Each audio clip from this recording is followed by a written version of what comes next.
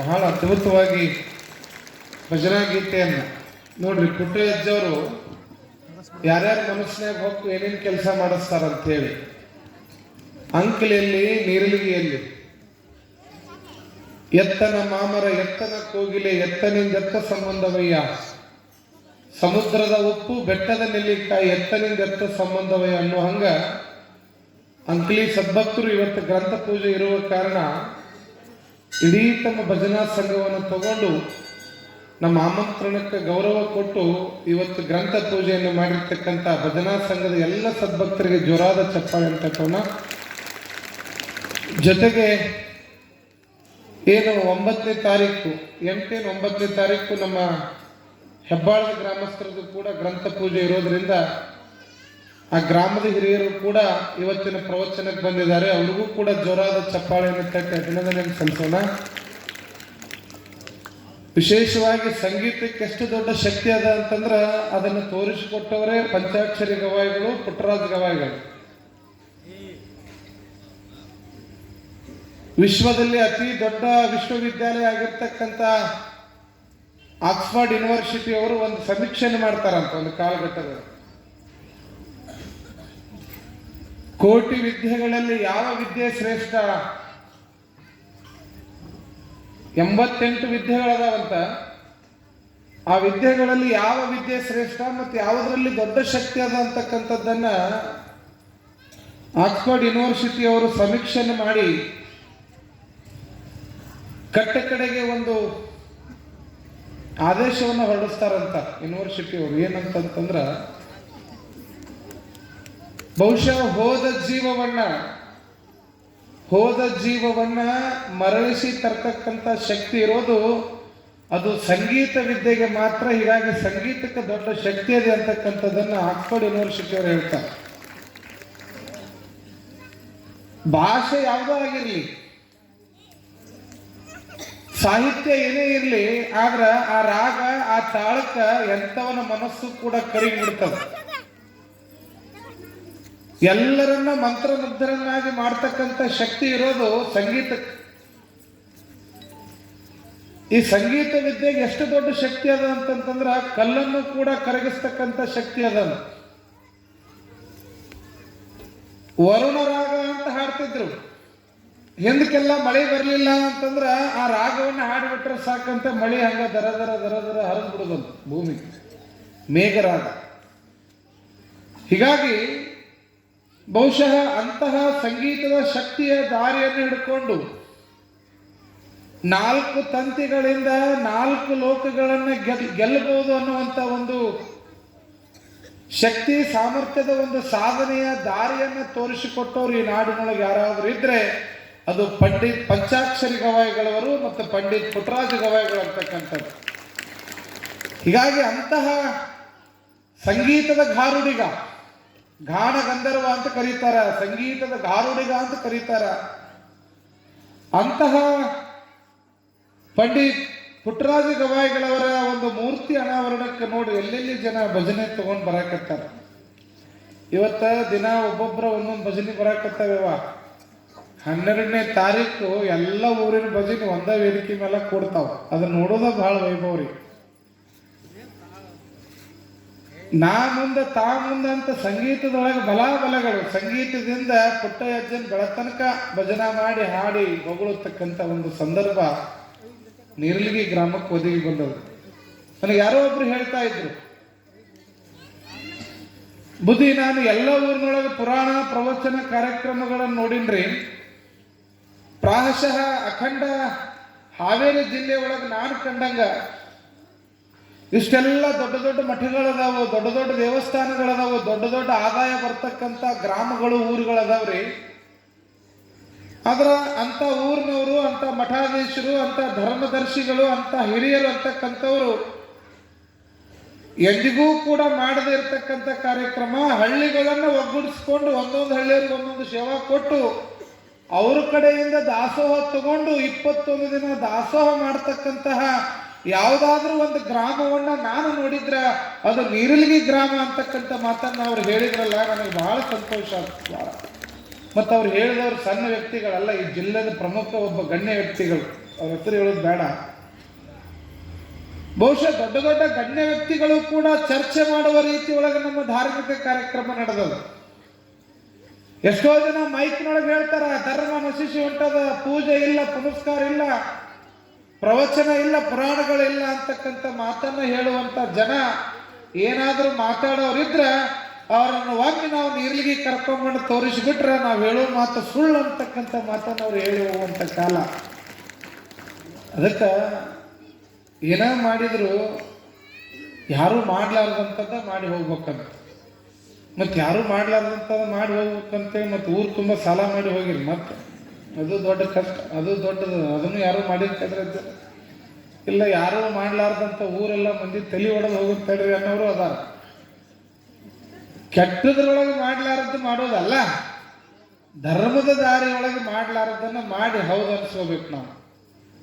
ಬಹುಶಃ ಅಂತ ಹೌದು ಅನ್ಸ್ಕೊಳ್ತಕ್ಕಂಥ ಕೆಲಸವನ್ನು ಇವತ್ತು ನೀರ್ಲಿಗೆ ಗ್ರಾಮದವ್ರು ಮಾಡಿದಿರಿ.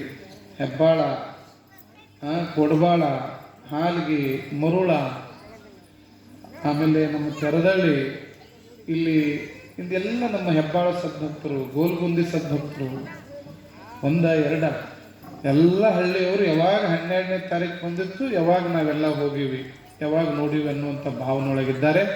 ಆ ಎಲ್ಲ ಗ್ರಾಮದ ಹಿರಿಯರಿಗೆ ಇನ್ನೊಮ್ಮೆ ಜೋರಾದ ಚಪ್ಪಾಳೆಯ ಅಭಿನಂದನೆಗಳನ್ನು ಸಲ್ಲಿಸೋಣಂತಕ್ಕಂಥ ಮಾತನ್ನು ತಿಳಿಸ್ತಾ, ಶರಣ ಬಂಧುಗಳೇ, ಮನೆಯೊಳಗೆಲ್ಲರೂ ಅಡಿಗೆ ಮಾಡ್ತೀರಿ. ಅಡುಗೆ ಮಾಡ್ತೀರಿಲ್ಲ? ನೀವು ಮಾಡ್ತೀರಿ, ನಿಮ್ಮ ಗಂಡದಾರು ಮಾಡ್ತಾರೆ, ನೀವೇ ಮಾಡ್ತೀರಿ. ಏನೇ ಅಡಿಗೆ ಮಾಡ್ರಿ, ಏನೇ ಅಡಿಗೆ ಮಾಡಿದ್ರು ಅಡಿಗೆ ಒಳಗೆ ಒಂದು ಹಾಕ್ಲಿಲ್ಲ ಅಂದ್ರೆ ಅಡಿಗೆ ರುಚಿ ಬರಂಗಿಲ್ಲ. ಯಾವುದ್ರಿ ಅದು ಗೊತ್ತೈತೆ ನೋಡ್ರಿ ನಿಮಗೆ. ಅದಕ್ಕೆ ಉಪ್ಪಿಗಿಂತ ರುಚಿ ಇಲ್ಲ. ಮತ್ತು ಆ ಉಪ್ಪು ಎಷ್ಟು ಹಾಕಬೇಕು ಅಷ್ಟೇ ಹಾಕಿದ್ರೆ ಮತ್ತೆ ಅಡಿಗೆ ರುಚಿ ಬರ್ತೈತ್ರೆ. ಮತ್ತು ಅದರಿಂದ ಅಡಿಗೆ ತಡಿ ಅಂತ ಮತ್ತೆ ಶಿಸ್ತು ಹಾಕಿದ್ರೆ ಅದು ಉಣ್ಣಾಕ್ ಬರಂಗಿಲ್ಲ. ಅಡಿಗೆ ರುಚಿ ಆಗಬೇಕಾಗಿದ್ರೆ ಬೇಕಾಗಿರೋದೇನು? ಉಪ್ಪು. ಹಂಗಾರ ಉಪ್ಪು ಎಲ್ಲಿ ತಯಾರಾಗ್ತದ? ಸಮುದ್ರದೊಳಗೆ. ಆ ಸಮುದ್ರದೊಳಗ ಎಲ್ಲ ನದಿ, ಕೆರೆ, ಹಳ್ಳ, ಕೊಳ್ಳಗಳು ಎಲ್ಲಗಳು ಬಂದು ಕೂಡಿ ಅದು ದೊಡ್ಡ ಸಮುದ್ರ ಆಗಿರ್ತದೆ. ಎಲ್ಲ ನದಿ ಕೆರೆಗಳ ಸಮುದ್ರಕ್ಕೆ ಬಂದು ಸೇರಿದಾಗ ಆ ಸಮುದ್ರ ಸಾಗರಕ್ಕೆ ಸೇರ್ತದೆ. ಸಾಗರದಲ್ಲಿರ್ತಕ್ಕಂಥ ನೀರಿನೊಳಗ ಖನಿಜ ಲವಣಗಳಿಂದ ಉತ್ಪತ್ತಿ ಆಗ್ತಕ್ಕಂಥದ್ದೇ ಉಪ್ಪು. ಹೀಗಾಗಿ ಉಪ್ಪು ರುಚಿ, ಊಟಕ್ಕೆ ರುಚಿ ಅದು. ಆ ಉಪ್ಪು ತಯಾರಾಗೋದು ಆ ಸಮುದ್ರ ಸಾಗರಗಳಲ್ಲಿ ಉಪ್ಪು ತಯಾರಾಗ್ತದ. ಅದೇ ಸಮುದ್ರದಲ್ಲಿ ತಂಪು ಗಾಳಿ ಬೀಸಿದಾಗ ಆನೆಕಲ್ಲುಗಳು ಅಂತ ಮಳೆ ಒಳಗೆ ದೊಡ್ಡದಾಗಿ ದೊಡ್ಡ ಹನಿ ಬಂದಾಗ ಒಂದೊಂದು ಮಂಜುಗಡ್ಡೆಯ ಆನೆಕಲ್ಲುಗಳು ಬೀಳ್ತಾವ. ನೋಡಿರೇನ್ರಿ? ಆನೆಕಲ್ಲು ಅಂತಾರ ಅದಕ್ಕೆ ಬರ್ಫ್ ಅಂತ ಕರೀತಾರ, ಐಸ್ ಗಡ್ಡೆ. ಬಹುಶಃ ಈ ಐಸ್ ಗಡ್ಡೆಯನ್ನು ಕೂಡ ಎಲ್ಲಿ ತಯಾರಾಗ್ತದೋ ಅದು ಕೂಡ ನೀರಿನಾಗ ತಯಾರಾಗೋದು. ಉಪ್ಪು ತಯಾರಾಗೋದು ನೀರಿನಾಗನ, ಮಂಜುಗಡ್ಡೆ ತಯಾರಾಗೋದು ನೀರಿನಾಗನ. ಮತ್ತು ಈ ಎಲ್ಲ ಹೆಣ್ಮಕ್ಳು ಶೃಂಗಾರ ಮಾಡ್ಕೊಳಕ ಕಿವ್ಯಾಗ ಕೊಳ್ಳಾಗ ಹಾಕೋತಾರಲ್ರಿ ಮುತ್ತಿನ ಮಾಲಿ, ಮುತ್ತಿನ ಸರ. ಈ ಮುತ್ತು ಎಲ್ಲಿ ತಯಾರಾಗ್ತದೆ ಹೇಳ್ರಿ? ಇದು ಸಮುದ್ರದಾಗ ಕಪ್ಪೆ ಚಿಪ್ಪಿನೊಳಗ ಸ್ವಾತಿ ಮಳೆಯ ಒಂದು ಹನಿ ಮಳೆ ಬರೋ ಮುಂದೆ ಅದು ಬಾಯಿ ತಕ್ಕೊಂಡು ಕುಂತಿರ್ತೈತೆ. ಆ ಕಪ್ಪೆ ಚಿಪ್ಪಿನೊಳಗೆ ಒಂದು ಹನಿ ಸ್ವಾತಿ ಮಳೆಯ ಹನಿ ಬಿತ್ತು ಅಂದ್ರೆ ಅದು ಮುತ್ತಾಗ್ತದೆ ಅಂತಕ್ಕಂಥದ್ದನ್ನು ನಮಗೆ ನಿಮಗೆಲ್ಲ ಗೊತ್ತಿರೋದು. ನಾನು ಹೇಳಕ್ಕೆ ಹೊರಟಿರೋ ವಿಚಾರ ಏನು ಅಂತಂತಂದ್ರ, ಯಾವ ಸಮುದ್ರದಲ್ಲಿ ಹುಟ್ಟಿರ್ತಕ್ಕಂಥ ಉಪ್ಪು ಅದ ಸಮುದ್ರದಾಗ ಹುಟ್ಟೈತಿ, ಅದಕ್ಕೆ ಜೀವನ ಕೊಟ್ಟಿದ್ದ ಅದ ಸಮುದ್ರ. ಆದ್ರೆ ಅದ ಉಪ್ಪನ್ನು ತಗೊಂಡೋಗಿ ನೀವು ಮತ್ತೆ ಅದ ನೀರಿನಾಗ ಹಾಕ್ರಿ, ಏನಾಗ್ತೈತೆ? ಅದ ಉಪ್ಪು ಕರಗ್ತದ. ಅಂದ್ರೆ ಅದರ ಅವನತಿಯಲ್ಲಿ ಅದ ನೀರಿನಾಗನ ಎಲ್ಲಿ ಹುಟ್ಟೈತೋ ಅಲ್ಲೇ ಅದರ ನಾಶ. ಉಪ್ಪು ಸಮುದ್ರದಿಂದ ತಗೊಂಡು ನೀವು ನೀರಿನಾಗ ಹಾಕ್ರಿ, ನೀವು ಪಟ್ಟನ ಕರಗಿ ಬಿಡ್ತೈತೆ ಅದು ಉಪ್ಪು. ಅದ ನೀರಿನೊಳಗ ಸೃಷ್ಟಿಯಾಗಿರ್ತಕ್ಕಂತಹ ಮಂಜುಗಡ್ಡೆ, ಅದೇನು ಐಸ್ ಗಡ್ಡೆ ಅಂತಿರಲ್ಲ, ಅದು ಕೂಡ ನೀರಿನೊಳಗ ತಯಾರಾಗಿ ಅದೊಂದು ಆಕಾರ ಪಡ್ಕೊಂಡೈತಿ. ಅದನ್ನು ಕೂಡ ನೀವು ನೀರ್ನಾಗ ಒಗದ್ ಬಿಡ್ರಿ, ಒಂದಿಷ್ಟು ಕ್ಷಣಕ್ಕೆ ಏನಾಗ್ಬಿಡ್ತೈತೆ, ಅದು ಕೂಡ ಏನಾಗ್ತೈತ್ರಿವ ಕರಗ್ತೈತೆ. ಅದು ನೋಡಕ್ಕೂ ಸಿಗಂಗಿಲ್ಲ ನಿಮಗೆ. ಸಮುದ್ರದಲ್ಲೇ ಹುಟ್ಟಿದ ಉಪ್ಪು ಕೂಡ ನೀರಿಗೆ ಹಾಕೋಣ ಕರಿತು. ಸಮುದ್ರದಲ್ಲೇ ಹುಟ್ಟಿರ್ತಕ್ಕಂಥ ಮಂಜುಗಡ್ಡೆಯೂ ಕೂಡ ನೀರಿನೊಳಗೆ ಹಾಕೋಣ, ಅದು ಕೂಡ ಸ್ವಲ್ಪ ಹೊತ್ತಿಗೆ ಕರಿತು. ಆದ್ರೆ ಅದೇ ಸಮುದ್ರದಲ್ಲಿ ಹುಟ್ಟಿರ್ತಕ್ಕಂಥ ಮುತ್ತು ನೀವು ನೀರ್ನಾಗ ಹಾಕಿಡ್ರಿ, ಕರಗ್ತದೆ ಏನದು? ಮುತ್ತು ಕರಗುತ್ತಾ? ಇಲ್ಲ. ಒಂದಲ್ಲ, 10 ವರ್ಷ ಅಲ್ಲ, 100 ವರ್ಷ ನೀರ್ನಾಗ ಇಟ್ಟರು ಮುತ್ತು ಕರಗೋದಿಲ್ಲ. ಇಲ್ಲಿ ನಾವೊಂದು ಕಲ್ಪನೆ ಮಾಡ್ಕೊಳ್ಬೇಕಾಗ್ಯದ. ಏನು ಕಲ್ಪನೆ ಅಂತಂತಂದ್ರ, ಈ ಸಮುದ್ರ ಅಂತಕ್ಕಂಥದ್ದು ಈ ಸಮಾಜ, ಈ ಭೂಮಂಡಲ. ಒಂದು ಸ್ವಲ್ಪ ಕಲ್ಪನೆ ಮಾಡ್ಕೊಂಡ ರೀತಿ ಒಳಗೆ ಈ ಸಮುದ್ರ ಅಂತಕ್ಕಂಥದ್ದು ಈ ಭೂಮಂಡಲ ಅಂತ ನಾವು ವಿಚಾರ ಮಾಡಿದಾಗ, ಇದೇ ಭೂಮಂಡಲದಲ್ಲಿ ಹುಟ್ಟಿರ್ತಕ್ಕಂಥ ಉಪ್ಪು ಆನೆಕಲ್ಲುಗಳು ನೀವು ಆಗಿರ್ತೇವೆ. ಹೆಂಗ ನೀರ್ನಾಗ ಹುಟ್ಟಿದ ಉಪ್ಪು ಆನೆಕಲ್ಲು ಮಂಜುಗಡ್ಡೆ ನೀರಿನೊಳಗೆ ಹಾಕನ ಕರಿತೋ, ಹಂಗೆ ಈ ಭೂಮಿ ಮೇಲೆ ಹುಟ್ಟಿದ ನೀವುಗಳೆಲ್ಲ ಕರಿಗೆ ಹೋಗ್ತೇವೆ. ಈ ಭೂಮಿ ಮೇಲೆ ಮಣ್ಣಲ್ಲಿ ಮಣ್ಣಾಗಿ ಹೋಗ್ತೇವೆ. ಆದ್ರೆ ಇದೇ ಭೂಮಿ ಮೇಲೆ ಹುಟ್ಟಿರ್ತಕ್ಕಂತಹ ಮುತ್ತಿನ ಸ್ವರೂಪರಾಗಿರ್ತಕ್ಕಂಥ ಮಹಾತ್ಮರು, ಶರಣರು, ಪುಟ್ಟಯ್ಯಜ್ಜರಾಗಿರ್ಬೋದು, ಪಂಚಾಕ್ಷರ ಅಜ್ಜರಾಗಿರ್ಬೋದು, ಹಾನಗಲ್ ಕುಮಾರ್ ಶಿವಗಳಾಗಿರ್ಬೋದು, ಅಥಣಿ ಮುರುಗೇಂದ್ರ ಶಿವಗಳಾಗಿರ್ಬೋದು, ಬಸವಾದಿ ಪ್ರಮತ್ತರು, ಶರಣರು, ದಾರ್ಶನಿಕರು, ನೀವೆಲ್ಲ ಉಪ್ಪು ಆನೆಕಲ್ಲುಗಳಾಗಿ ಸಮಾಜದೊಳಗೆ ಬಂದು ಹೋಗಿ ಬಿಡ್ತೇವೆ. ಆದ್ರೆ ಮುತ್ತುಗಳಾಗಿ ಸಮಾಜದಲ್ಲಿ ಉಳಿದಕ್ಕಂಥವ್ರು ಯಾರು ಅಂತಂದ್ರೆ ಅದು ಪಂಡಿತ್ ಪುಟ್ಟರಾಜ ಗವಾಯಿಗಳು, ಪಂಚಾಕ್ಷರಿ ಗವಾಯಿಗಳು ಅಂತಕ್ಕಂಥದ್ದು. ಅವರು ಮುತ್ತಾಗಿ ಉಳಿದಾರೆ, ಈ ಭೂಮಿ ಮೇಲೆ ಕರಗಂಗಿಲ್ಲ. ಅವರು ಸೂರ್ಯ ಚಂದ್ರ ಇರುವವರೆಗೂ ಕೂಡ ಅವರ ಹೆಸರು ಅಜರಾಮರವಾಗಿ ಉಳಿತಕ್ಕಂಥದ್ದು ಈ ಸಮಾಜದಲ್ಲಿ. ಯಾಕೆ ಅವರು ಈ ಸಮಾಜದೊಳಗೆ ಮುತ್ತಾಗಿ ಉಳಿದ್ರು ಅಂತಂತಂದ್ರೆ, ಅವರ ಬದುಕೇ ಒಂದು ಆದರ್ಶಮಯವಾಗಿರ್ತಕ್ಕಂಥ ಬದುಕು. ಅವರ ಬದುಕೆ ಒಂದು ಎಂತಹ ಬದುಕಾಗಿತ್ತು ಅಂತಂತಂದ್ರ, ಇನ್ನೊಬ್ಬರಿಗೆ ಆದರ್ಶದ ಬದುಕು, ಬದುಕನ್ನು ಹೇಗೆ ಬದುಕಬೇಕು ಅಂತಕ್ಕಂಥದ್ದನ್ನು ತೋರಿಸಿಕೊಟ್ಟವರು. ತಮಗಾಗಿ ಬದುಕಲಿಲ್ಲ, ನಂಬಿ ಬಂದವರಿಗಾಗಿ ಬದುಕಿದೆ. ಯಾರು ನಮ್ಮನ್ನು ನಂಬಿ ಬಂದಾರೋ ಅವರನ್ನು ಉಳಿಸಬೇಕಂತ ಬದುಕಿದವರು. ಹೀಗಾಗಿ ಅವರೆಲ್ಲ ಮುತ್ತುಗಳಾಗಿ ಸಮಾಜದಲ್ಲಿ ಉಳಿದಿದ್ದಾರೆ. ಹೀಗಾಗಿ ಈ ಭೂಮಿಯ ಮೇಲೆ ಹುಟ್ಟಿರ್ತಕ್ಕಂತಹ ಪ್ರತಿಯೊಂದು ಜೀವಿಯೂ ಕೂಡ ಯಾವುದೇ ಜೀವನದೊಳಗ ಅತಿಯಾದ್ರೂ ಕೂಡ ಕಷ್ಟ, ಕಡಿಮೆ ಆದ್ರೂ ಕೂಡ ಕಷ್ಟ. ಅದು ಸುಖ ಇರಲಿ, ದುಃಖ ಇರಲಿ. ನೋಡ್ರಿ, ಅತಿಯಾಗಿ ದುಃಖ ಬಂದರೂ ಕೂಡ ಮನುಷ್ಯ ಪ್ರಾಣವನ್ನು ಕಳ್ಕೊಳ್ತಾನಂತ, ಅತಿಯಾದ ಸುಖ ಬಂದರೂ ಕೂಡ ಪ್ರಾಣವನ್ನು ಕಳ್ಕೊಳ್ತಾನ.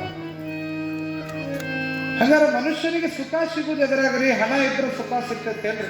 ನಾವೆಲ್ಲ ತಿಳ್ಕೊಂಡಿವಿ, ಹಣ ಗಳಿಸಿದ್ರೆ ನಮಗೆ ಸುಖ ನೆಮ್ಮದಿ ಸಿಗುತ್ತೈತೆ ಅಂತ ನಾವೆಲ್ಲ ತಿಳ್ಕೊಂಡಿವಲ್ಲ. ಯಾವುದು ಹೆಚ್ಚಾಗ್ತದ ಅದು ವಿನಾಶಕ್ಕೆ ದಾರಿ ಮಾಡಿಕೊಡ್ತದ. ಯಾವುದು ಅತಿ ಆಗಬಾರ್ದಂತ. ಅದು ಹಣ ಇರಲಿ, ಅಧಿಕಾರ ಇರಲಿ, ಸ್ಥಾನಮಾನಗಳಿರಲಿ, ಊಟ ಇರಲಿ, ಏನೂ ಕೂಡ ಅತಿಯಾದ್ರ ಅದು ಅಪಾಯಕಾರಿಯಾಗಿರ್ತಕ್ಕಂಥದ್ದು. ಊಟ ಮಾಡೋದ್ರಿಂದ ಮನುಷ್ಯ ಬದುಕ್ತಾನ ಅಂತೇಳಿ ಚಲೋ ಊಟ ಎಷ್ಟೆಷ್ಟು ಮಾಡೋದು. ಚಲೋ ಅಡಿಗೆ ಊಟ ಮಾಡ್ತೀವಿ, ಅದರಿಂದ ಬದುಕ್ತೀವಿ ಅಂತೇಳಿ ಬರೀ ಉಣ್ಣೋದ ಮಾಡಿದ್ರ ಊಟ ಏನಾಗ್ತದ್ರಿ? ಅದು ಅತಿಯಾದ್ರ ವಿಷ ಆಗ್ತದೆ. ದುಡ್ಡು ಕೂಡ ಹಣದಿಂದ ಜೀವನ ಚೆನ್ನಾಗಿರ್ತೈತಿ ಅಂತ ಹೇಳಿ ನಾವು ಹಣ ಗಳಿಸಿ ಸುಖವನ್ನು ಹುಡ್ಕೊಂತ ಹೋದ್ವಿ ಅಂತಂದ್ರ, ಹಣನೂ ಕೂಡ ಮಿತಿ ಮೀರಿ ನಮ್ಮ ಕಡೆ ಸಂಗ್ರಹ ಆದ್ರೂ ಅದು ಕೂಡ ವಿನಾಶಕ್ಕ ದಾರಿ ಮಾಡಿಕೊಡ್ತದೆ. ಅಧಿಕಾರನೂ ಕೂಡ ಹಂಗ. ಅಧಿಕಾರದ ಸ್ಥಾನಮಾನಗಳು ಸಿಕ್ಕಾವ, ಊರಾಗ ಹಿರಿತನ ಮಾಡಾಕ ಮಂತ್ರಿ ಸ್ಥಾನ, ಆ ಸ್ಥಾನ, ಈ ಸ್ಥಾನಗಳು ಸಿಕ್ಕಾವಂದ್ರೆ ಅದು ಕೂಡ ಅತಿಯಾಗಿ ಬಿಡ್ತು ಅಂದ್ರೆ ಅದು ಕೂಡ ಆ ವ್ಯಕ್ತಿಯ ವಿನಾಶಕ್ಕೆ ಕಾರಣ ಆಗ್ತದಂತ. ಅದಕ್ಕೆ ಯಾವುದೂ ಕೂಡ ಜೀವನದೊಳಗೆ ಏನಾಗಬಾರ್ದು? ಅತಿ ಆಗಬಾರ್ದು. ಈ ಅತಿ ಆಗೋದ್ರಿಂದ ಏನಾಗ್ತೈತಿ ಅಂತಂತಂದ್ರ, ಒಂದು ಊರಾಗ ಬಹಳ ಕಡು ಬಡತನದ ಕುಟುಂಬ, ಅದು ಗಂಡ ಹೆಂಡತಿ ಇಬ್ಬರ ಮನ್ಯಾಗ. ಆ ಮನೆ ಯಜಮಾನ್ ಏನ್ ಮಾಡ್ತಾನ ಅಂದ್ರೆ ಒಂದು 10 ರೂಪಾಯಿ ಕೊಟ್ಟು ಒಂದು ಲಾಟ್ರಿ ತಗೊಂಡಿರ್ತಾನ. ಏನ್ ತಗೊಂಡ್ರಿ? ಲಾಟ್ರಿ. ಆ 10 ರೂಪಾಯಿ ಕೊಟ್ಟು ಲಾಟ್ರಿ ತಗೊಂಡಾನ. ಮರುದಿನ ಪೇಪರ್ನಾಗ ಅದನ್ನ ನೋಡ್ಬೇಕು, ಬಂಪರ್ ಲಾಟ್ರಿ ನನಗೆ ಹೊಡಿತೈತೆ ಇಲ್ಲ ಅಂತೇಳಿ ವಿಚಾರ ಮಾಡ್ಕೊಂತ ಲಾಟ್ರಿ 10 ರೂಪಾಯಿ ಕೊಟ್ಟು ತಗೊಂಡ. ಒಂದು 15 ದಿನ ಬಿಟ್ಟ ಮೇಲೆ ಅದು ಲಾಟ್ರಿ ಓಪನ್ ಆಗೋದಿತ್ತು. ಆ ಲಾಟ್ರಿ ಅನೌನ್ಸ್ ಆಗುವಂಥ ದಿನ ಇವಂಗೊಂದು ಏನೋ ಕೆಲಸ ಬಂತು. ಇವ ಒಂದು ಕೆಲಸಕ್ಕೆ ಹೊರಗೆ ಹೋದ. ಹೆಂಡತಿ ಕೈಯಾಗ ಕೊಟ್ಟ ಅದನ್ನ ಲಾಟ್ರಿ. ನೋಡು, ನಾಳೆ ಈ ಲಾಟ್ರಿ ಅನೌನ್ಸ್ ಮಾಡ್ತಾರ, ಮತ್ತು ನಾಳೆ ಪೇಪರ್ನ್ಯಾಗ ಈ ಲಾಟ್ರಿ ನಂಬರ್ ಹತ್ತೈತೆ ಇಲ್ಲೋ ನೋಡು ಅಂತ ಅವನ ಹೆಂಡತಿ ಕೈಯಾಗ ಕೊಟ್ಟು ಇವ ಊರಿಗೆ ಹೋಗಿದ್ದ ಮನೆ ಯಜಮಾನ. ಮರುದಿನ ಯಥಾಸ್ಥಿತಿ ಗಂಡು ಹೇಳ್ದಂಗ ಹೆಣ್ಮಗಳು ಲಾಟ್ರಿ ತಗೊಂಡು ಒಂದು ನ್ಯೂಸ್ ಪೇಪರ್ನ್ಯಾಗ ನೋಡಿದ್ಲು. ಆ ಲಾಟ್ರಿ ಹತ್ತೇ ಬಿಟ್ಟಿತ್ತು. 5 ಲಕ್ಷ ರೂಪಾಯಿ ಬಂಪರ್ ಲಾಟ್ರಿ ಹೊಡೆದು ಬಿಟ್ಟಿತ್ತು. 10 ರೂಪಾಯಿ ಕೊಟ್ಟಿದ್ದಕ್ಕೆ 5 ಲಕ್ಷಕ್ಕೆ ಬಂಪರ್ ಲಾಟ್ರಿ ಹೊಡೆದಿತ್ತು. ಆ ಹೆಣ್ಮಗಳು ಗಾಬರಿ ಆಗಿತ್ತು. ಅಲ್ಲ, ನನ್ನ ಗಂಡ 500 ರೂಪಾಯಿ ನೋಟ ನೋಡಿಲ್ಲ ಇಲ್ಲಿ ಮಠ. ನನ್ನ ಗಂಡ ಅನ್ಸ್ಕೊಂಡವ ಇಲ್ಲಿ ಮಠ 500 ರೂಪಾಯಿ ನೋಟ ನೋಡಿಲ್ಲ, ನಾನು ಅವನು ಅಂಥದ್ರೊಳಗೆ 5 ಲಕ್ಷ ಲಾಟ್ರಿ ಹತ್ತೈತೆ ಅಂತ ಗೊತ್ತಾದ್ರೆ ಹಾರ್ಟ್ ಆಗಿ ಸತ್ತಿಗಿತ್ತಾನ ಅನ್ಲಿಕ್ಕೆ ಹೆಣ್ಮಗಳು. ಹೆಂಗೆ ಮಾಡೋದಪ್ಪ, ಲಾಟ್ರಿ ಹತ್ತಿದ್ ನನ್ನ ಗಂಡಿಗೆ ಹೆಂಗೆ ಹೇಳೋದು ಅಂತ ವಿಚಾರ ಮಾಡ್ಕೋತ ಕುಂತಿದ್ಲು ಹೆಣ್ಮಗಳು. ಹೆಣ್ಮಕ್ಳು ಭಾಳ ವಿಚಾರವಂತರು. ಈ ಧೈರ್ಯ ಅನ್ನುವಂಥದ್ದು ಯಾರ ಕಡೆ ಅತಿ ಹೆಚ್ಚಿರ್ತೈತೆ ಅಂದ್ರೆ ಹೆಣ್ಮಕ್ಳ ಕಡೆನ ಬಹಳ ದೊಡ್ಡ ಧೈರ್ಯ ರೀ. ಹಿಂಗಾಗಿ ನೋಡ್ರಿ, ಅದಕ್ಕೂ ಹೆದರಂಗಿಲ್ಲ. ಏನಾದ್ರು ಜಗಳ ಆದ್ರೆ ಬಡ ಬಡ ಸುಮ್ಮನೆ ಸುರ್ಕೊಂಡು ಬೆಂಕಿ ಹಚ್ಕೊಂಡು ಬಿಡ್ತಾರೆ. ಅಷ್ಟು ದೊಡ್ಡ ಧೈರ್ಯ ಅವ್ರು. ಏನು ಜಗಳ ಆದ್ರೆ ಬಡ ಬಡ ಹೋಗಿ ಬಾವ್ಯಾಗ ದಪ್ಪ ಅಂತ ಜಿಗದ ಬಿಡ್ತಾರೆ. ಅದು ಎಷ್ಟು ದೊಡ್ಡ ಬಾವಿ ಇರಲಿ, ಅದು ಅಷ್ಟು ದೊಡ್ಡ ಧೈರ್ಯ ಹೆಣ್ಮಕ್ಳಿಗೆ. ಭಗವಂತ ಹೆಣ್ಮಕ್ಳಿಗೆ ಭಾಳ ಧೈರ್ಯ ಕೊಟ್ಟಾನ. ಧೈರ್ಯ ಕೊಟ್ಟಿದ್ದು ಸಾಯಕ್ಕಲ್ಲಿವ ಎಲ್ಲ ಬಂದಿದ್ದು ಎದುರು ಸಾಕು. ಈ ಕಂಪನಿಗೆ ಧೈರ್ಯ ಭಾಳ ಕಡಿಮೆ ರೀ, ನಿಮಗ ಜಾಸ್ತಿ. ಹಿಂಗಾಗಿ ಆ ಹೆಣ್ಮಗಳು ಧೈರ್ಯ ತಗೊಂಡು ನನ್ನ ಗಂಡ ಈ 5 ಲಕ್ಷ ಲಾಟ್ರಿ ಹತ್ತೈತೆ ಅಂತ ಗೊತ್ತಾದ್ರೆ ಎಲ್ಲಿ ಎದಿ ಹೊಡೆದಿತ್ತಿದ್ರದು ಪ್ರಾಣಿದು. ಯಾಕಂದ್ರೆ 500 ನೋಟ ನೋಡಿಲ್ಲ. 5 ಲಕ್ಷ ಅಂದ್ರೆ ಏನಾರ ಆಗಿತ್ತು. ಇರೋದ ಒಂದು ಐತಿದು, ಮಕ್ಕಳಿಲ್ಲ, ಮರಿ ಇಲ್ಲ, ಸತ್ರ ಬಹಳ ಕಷ್ಟ ಆಗ್ತೈತೆ ಅಂತ ತಿಳ್ಕೊಂಡು ಹಿಂಗ ಕುಂತಿದ್ಲು. ಮನೆ ಮುಂದೆ ಒಂದು ಹನುಮಪ್ಪನ ಗುಡಿ ಇತ್ತು. ಹನುಮಪ್ಪನ ಗುಡಿಯಾಗ ಒಬ್ರು 50-60 ವಯಸ್ಸಿನ ಒಬ್ರು ಪೂಜಾರಿ ಇದ್ರು. ಆ ಪೂಜಾರಿಗಳ ಕಡೆ ಹೋಗಿ ಅಪ್ಪರ ಒಂದು ಸಮಸ್ಯೆ ಆಗೈತ್ರಿ ಅಂದ್ರೆ ಹೋಗಿ, ಏನಾಗಿತ್ತು? ಏನಿಲ್ರಿ, ನನ್ನ ಗಂಡ ಹಿಂಗೆ 10 ರೂಪಾಯಿ ಲಾಟ್ರಿ ತೊಗೊಂಡಿದ್ದ, 5 ಲಕ್ಷ ರೂಪಾಯಿ ಬಂಪರ್ ಹತ್ತಿಬಿಟ್ಟೈತಿ. ಮತ್ತು ಅವ್ನು ಹೇಳಿದ್ರೆ ಭಾಳ 500 ರೂಪಾಯಿ ನೋಡಿಲ್ಲ ಅವ ಜೀವನದಾಗ. ಇನ್ನು 5 ಲಕ್ಷ ಅಂದ್ರೆ ಎದಿ ಹೊಡೆದು ಎಲ್ಲಿ ಸತ್ತಿಗಿತ್ತಾನ ಅಂತ ನನಗೆ ಭಯ ಸ್ಟಾರ್ಟ್ ಆಗೈತಿ. ಅದಕ್ಕೆ ನೀವು ಒಂದು ಏನರ ಉಪಾಯ ದಾರಿ ಹೇಳ್ಕೊಡ್ರಿ ಅಂದ್ಲಿಕ್ಕೆ. ಯಾರಿಗೆ? ಹನುಮಪ್ಪನ ಗುಡಿ ಪೂಜಾರಿ. ಅವಾಗ ಅವರು ಗುರುಗಳು ಅಂದ್ರೆ ಹೌದು ತಂಗಿ, ನೀ ಹೇಳೋದು ಭಾಳ ಕರೆ ಐತಿವ. ಮತ್ತು 500 ರೂಪಾಯಿ ನೋಡ್ಲಾರ್ದ 5 ಲಕ್ಷ ಅಂತಂದ್ರೆ ಮತ್ತೆ ಎದಿಗಿದಿ ಹೊಡಿತಾನ. ನೋಡ್ರಿ, ರೊಕ್ಕ ಹೆಚ್ಚಾದ್ರೂ ಸಾವು ಬರ್ತೈತಿ, ಕಡಿಮೆ ಆದ್ರೂ ಸಾವು ಬರ್ತೈತಿ. ಅದಕ್ಕೆ 5 ಲಕ್ಷ ಅಂದ್ರೆ ಎಲ್ಲಿ ಎದಿಗಿದಿ ಹೊಡೆದು ಬಿಡ್ದಾನ. ಅದಕ್ಕೆ ನೀವು ಒಂದು ಉಪಾಯ ಹೇಳ್ತೇನೋ, ಒಂದು ಕೆಲಸ ಮಾಡು ಅಂದ್ರೆ ಗುರುಗಳು. ಏನು ಹೇಳ್ರಿ ಅಪ್ಪ? ಏನಿಲ್ಲ, ನೀವು ಒಮ್ಮೆ 5 ಲಕ್ಷ ಹತ್ತೈತೆ ಅಂತ ಹೇಳಕ್ಕೆ ಹೋಗ್ಬೇಡ. ಮೊದಲು 50,000 ಹತ್ತೈತೆ ಅಂತ ಹೇಳಿ ಅದಕ್ಕೆ ಸ್ವಲ್ಪ ಖುಷಿ ಪಡ್ತಾನೆ. ಆಮೇಲೆ ಸ್ವಲ್ಪ ಹೊತ್ತು ಬಿಟ್ಟು 1 ಲಕ್ಷ ಹತ್ತೈತೆ ಅಂತ, ಆಮೇಲೆ 2 ಲಕ್ಷ, 3 ಲಕ್ಷ, ಆಮೇಲೆ 5 ಲಕ್ಷ ಅಂತ ಹೇಳುವ. ಅದ ಸರಿಯಾದ ಕ್ರಮ. ಅವಾಗ ಅವಂಗ ಸ್ವಲ್ಪ ಖುಷಿ ಜಾಸ್ತಿ ಆತಂದ್ರೆ ಹಾರ್ಟ್ ಗೀಟ್ ಏನು ಆಗಕ್ಕಿಲ್ಲ ಅಂತ ಗುರುಗಳು ಏನು ಹೇಳಿದ್ರಿಕೆಗೆ ಬುದ್ಧಿ ಹೇಳಿ ಕೊಟ್ರು. ಆತ್ರಿ ಅಪ್ಪರ, ಭಾಳ ಚಲೋ ಆತ್ರಿ ಬುದ್ಧಿ. ನನ್ನ ಗಂಡನ ಜೀವ ಉಳಿಸಿದ್ರಪ್ಪ, ಪುಣ್ಯ ಬರಲಿರಪ್ಪ ನಿಮಗಂತ ಈಕೆ ಹೊಂಟಿದ್ವಿ. ಈಗ ಹೋಗಕ್ಕೆ ನಾವು ಪೂಜಾರಪ್ಪ ಮುದುಕ ಸುಮ್ ಬಿಡ್ಬೇಕಿಲ್ಲ, ಬಿಡ್ಲಿಲ್ಲ ಇವ ಅಜ್ಜ. ಅಲ್ಲ ತಂಗಿ ಬಾ ಇಲ್ಲಿ, ಮತ್ತು ನಿನ್ನ ಗಂಡು ಉಳಿದಂಥ ದಾರಿ ಹೇಳಿಕೊಟ್ನಿ ನಾನು. ಮತ್ತು ನನಗೇನು ಕೊಡಾಗಿಲ್ಲ ನಂದವ, ನನಗೇನಿಲ್ಲೇನು ನಾನು ಯಾಕೆ ಅಂದು ಭಾಳ ಪುಣ್ಯದ ದಾರಿ ಹೇಳಿರ್ತಾರ. ಮೊದಲೇ ಬಡಪ ಹೆಣ್ಮಕ್ಳಕ್ಕೆ ಮುಗ್ಧ ಜೀವ್ರಿ. ಈ ಹಳ್ಳಿ ಹೆಣ್ಮಕ್ಳ ಕಡೆ ಭಾಳ ಮುಗ್ಧತೆ ಇರ್ತೈತಿ. ಮತ್ತು ನನಗೇನಿಲ್ಲ, ಮತ್ತು ನಿನ್ನ ಗಂಡಗೆ ಉಳಿಬೇಕಂತ ಉಪಾಯ ಹೇಳ್ಕೊಟ್ಟಿನಿ ನಾನು. ಅವಾಗ ಅಕ್ಕಿ ನಂದು ಏನಿಲ್ಲರಪ್ಪಾರ, ನನ್ನ ಗಂಡನ ಜೀವ ಉಳ್ಸಂಗೆ ಮಾಡಿರಿ. ಮತ್ತು 5 ಲಕ್ಷದಾಗ ಒಂದು ಅರ್ಧ 2.5 ಲಕ್ಷ ನೀವು ತಗೋರಿ ಅಂದ್ಬಿಟ್ಲಿ. ನನಗೆ 2.5 ಲಕ್ಷ ಆತ ಹಾ ಅಂದ ಇದ ಸತ್ತು ಹೊತ್ತು ಹಾಕಿರ್ತಕ್ಕ. ನೋಡ್ರಿ, ರೊಕ್ಕ ಭಾಳ ಆಗ್ಯಾನ. ಯಾವ ಉಪಾಯ ಹೇಳಿದ್ನಲ್ಲ ನನಗೆ ಹೇಳಿದ್ರೆ ಅಂದ ಹೋಗೇ ಬಿಟ್ಟ. ಹಂಗ ಸಿಗಬಾರದು ಭಾಳ ಸಿಕ್ಕೈತಿ ಅಂತ ತಿನ್ನಬಾರ್ದಂತ್ರಿ, ಹೊಟ್ಟೆ ಜಾಡಿಸ್ತೈತಿ ಮುಂಜಾನೆ. ಮೊನ್ನೆ ಅವನು ಒಬ್ಬ 12 ಹೋಳಿಗೆ ನಾನು ಶೇಂಗಾ ಹೋಳಿಗೆನ ಬಂದಿಲ್ಲ ನಾವು ಊಟಕ್ಕೆ. ಸಿಕ್ಕದ್ ತಡಿ ಅಂತ ತಿಂದುಬಿಟ್ಟಾನ, ಬಂದ ಇಲ್ಲ. ಅದಕ್ಕೆ ಎಲ್ಲವೂ ಕೂಡ ಜೀವನದೊಳಗೆ ಇತಿ ಮಿತಿ ಅಂತ ಐತಿ. ಅದೇನೇ ಇರಲಿ, ಅದು ಭಾಳ ಚಂದ ಕಾಣ್ತೀನಿ ಅಂತ ನೋಡ್ರೆ ಮುಕ್ಕು ತುಂಬ ಹಚ್ಕೊಂಡ್ರೆ ಊರಾಗ ನಾಯಿ ನಿಂದ್ರಾಗಿಲ್ಲ, ಊರ್ ಬಿಟ್ಟು ಹೋಗ್ತಾವ ನಾಯಿಗಳು ನಿಮ್ಮನ್ನು. ಅತಿಯಾಗಿ ಬಂಗಾರ ಐತಿ ಅಂತ ಹೇಳಿ ಎಲ್ಲಿ ಬೇಕಾದಲ್ಲಿ ಎಲ್ಲೆಲ್ಲಿ ತೂತದ ಎಲ್ಲ ಕಡೆ ಸಿಗಿಸ್ಕೊಂಡ್ರೆ ಅಲ್ಲ. ಅದಕ್ಕೆ ಯಾವುದೇ ಆಗಲಿ, ಅದು ಊಟ ಆಗಲಿ, ರೊಕ್ಕ ಆಗಲಿ, ಅರಿವಾಗಲಿ, ಏನೇ ಇದ್ರೂ ಕೂಡ ಜೀವನದೊಳಗೆ ಏನಿರ್ಬೇಕು, ಅದಕ್ಕೆ ಇತಿ ಮಿತಿ ಅಂತಿರ್ಬೇಕು. ಅದಕ್ಕೆ ಎಲ್ಲದರೊಳಗೂ ಕೂಡ ನಾ ಹೇಳಿದ್ನಲ್ಲ, ಈ ಹೆಣ್ಮಕ್ಳಿಗೆ ಧೈರ್ಯ ಭಾಳ ಅಂತ ಹೇಳಿ. ಹಂಗ ಕಲ್ಯಾಣದಲ್ಲಿ ನಿನ್ನೆ ದಿನ ಯಾವ ಸಮಗಾರ ಹಳ್ಳೆಯನವರು ಬಸವಣ್ಣ ಹೇಳಿರ್ತಕ್ಕಂತಹ ಶರಣು ಶರಣಾರ್ಥಿ ಅಂತಕ್ಕಂಥ ಉಪಮೇಯದ 2 ಉಪಮೇಯಗಳನ್ನು ಹೇಳಿಬಿಟ್ಟ ಬಸವಣ್ಣ. ನಮ್ಮಂತ ಕೆಳಜಾತಿಯದವರಿಗೆ ಶರಣು ಶರಣಾರ್ಥಿ ಹರಳೆಯ ಅನ್ನಲ್ಲ ಅಂತೇಳಿ ಒಂದು ಶರಣು ಜಾಸ್ತಿ ಆತಲ್ಲ.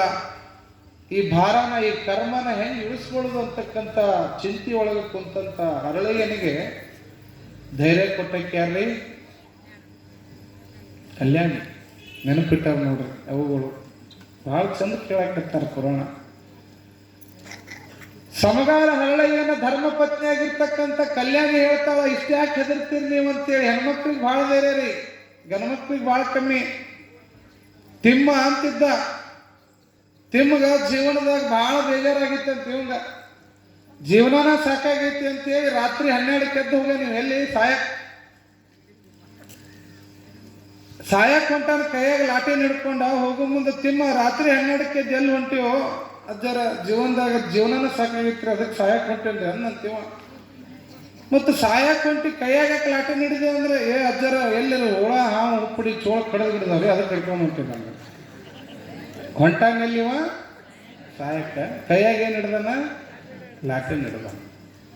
ಹಂಗೆ ನಿಮ್ಮೆಲ್ಲರ ಬದುಕು ಏನಾಗೈತಿ ಅಂತಂತಂದ್ರ ಜೀವನದೊಳಗೆ ಬೇಡ ಬೇಡ ಅನ್ಕೋತಾರ ಹೊಂಟಿವಿ ನಾವೆಲ್ಲ ಕಲ್ಸಕ್.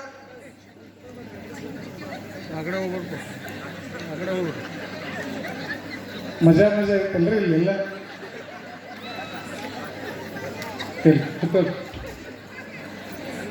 ಕಟ್ರಿ ಕಟ್ ಇರ್ಲಿ ಸಮಾಧಾನ ಮಾಡ್ಕೋರಿ, ಇರೋದು ಅದೆಲ್ಲ. ಅದಕ್ಕೆ ಮನುಷ್ಯನ ಜೀವನದೊಳಗ ಎಲ್ಲವೂ ಕೂಡ ಅತಿ ಆಗ್ಬಾರ್ದು. ಅದು ಊಟ ಆಗಲಿ, ರೊಕ್ಕ ಆಗಲಿ, ಅರಿವೆ ಆಗಲಿ, ಏನೇ ಆಗಲಿ, ಅದಕ್ಕೂ ಕೂಡ ಇತಿ ಮಿತಿ ಅಂತಿರ್ತದೆ. ಅದಕ್ಕೂ ಕೂಡ ಬಾರ್ಡರ್ ಅಂತಿರ್ತದೆ. ಆ ಬಾರ್ಡರ್ ದಾಟಿ ಹೋದ್ವಿ ಅಂದ್ರೆ ನಾವು ಪೌಡರ್ ಆಗಿಬಿಡ್ತೀವಿ. ಹಂಗ ಕಲ್ಯಾಣಮ್ಮ ತನ್ನ ಗಂಡನಾದಂಥ ಸಮಗಾರ ಹಳ್ಳೆಯನಿಗೆ ಧೈರ್ಯ ಹೇಳಿ ತನ್ನ ಎಡತೊಡೆಯ ಚರ್ಮ ಮತ್ತು ಬಲತೊಡೆಯ ಚರ್ಮವನ್ನ ಸುಲುಕೊಂಡು ಆ ಚರ್ಮದಿಂದ ಏನ್ ಮಾಡ್ಕೊಂಡು ಹೋಗ್ಯಾರ? ಬಸವಣ್ಣಗ ಪಾದಕೆಗಳನ್ನು ಮಾಡ್ಕೊಂಡು ಹೋಗ್ಯಾರ. ಆ ಪಾದಕೆಗಳನ್ನು ಬಸವಣ್ಣ, ಇವು ನಾನು ಮೆಟ್ಟುವಂತ ಪಾದಕೆಗಳ, ಇವು ಸಂಗಮನಾಥನ ಪಾದಕೆಗಳು ಅಂತೇಳಿ ತಲೆ ಮೇಲೆ ಇಟ್ಟುಕೊಂಡು ಕುಣಿದು ಕುಪ್ಪಳಿಸಿ ಬಂದಂತ ಹರಳಯ್ಯ ಮತ್ತು ಕಲ್ಯಾಣಮ್ಮಗ ಧೈರ್ಯ ಹೇಳಿ ಪ್ರಸಾದ ಮಾಡಿಸಿ, ಬ್ಯಾಡ್ರಪ್ಪ ಹಂಗ ಧೃತಿಗಳಬ್ಯಾಡ್ರಿ, ಧೈರ್ಯ ತಗೊಳ್ರಿ ಅಂತೇಳಿ ಧೈರ್ಯ ಹೇಳಿ ಆ ಪಾದಕೆಗಳನ್ನು ಕೊಟ್ಟು ಮತ್ತೆ ಯಾರ ಕೈ ಕಳಿಸಿದ? ಇವು ನಮ್ಮ ಕಡೆ ಇರೋದು ಬೇಡ, ನಿಮ್ಮ ಹತ್ರನೇ ಇರಲಿ ಅಂತ ಬಸವಣ್ಣ ಹರಳಯ್ಯ ಮತ್ತು ಕಲ್ಯಾಣಮ್ಮ ತಂದಂತ ಪಾದಕೆಗಳನ್ನು ಏನ್ ಮಾಡಿದ? ಅವ್ರ ಕೈಗೆ ಕೊಟ್ಟು ಕಳಿಸಿದ. ಇಲ್ಲಿಗೆ ನಿನ್ನೆ ಮುಗಿದಿತ್ತು. ಹಿಂಗೆ ಮಹಾಮನೆಯಿಂದ ಹರಳಯ್ಯ ಮತ್ತು ಕಲ್ಯಾಣಮ್ಮ ಹಿಂಗೆ ಹೊಂಟಾರ. ಆ ಕಲ್ಯಾಣದ ಆಸ್ಥಾನದ ರಾಜ್ಯದಲ್ಲಿ ಒಬ್ಬ ಮಂತ್ರಿ, ಮಧುವರಸ, ಬ್ರಾಹ್ಮಣ ಕುಲದ ಮಂತ್ರಿ ಮಧುವರಸ ಅಂತ, ಉಳ್ಳವರ ಕುಲದವ. ಆ ಮಧುವರಸ ಹರಳಯ್ಯ ಬರುವ ದಾರಿ ಒಳಗನ ಬಂದ.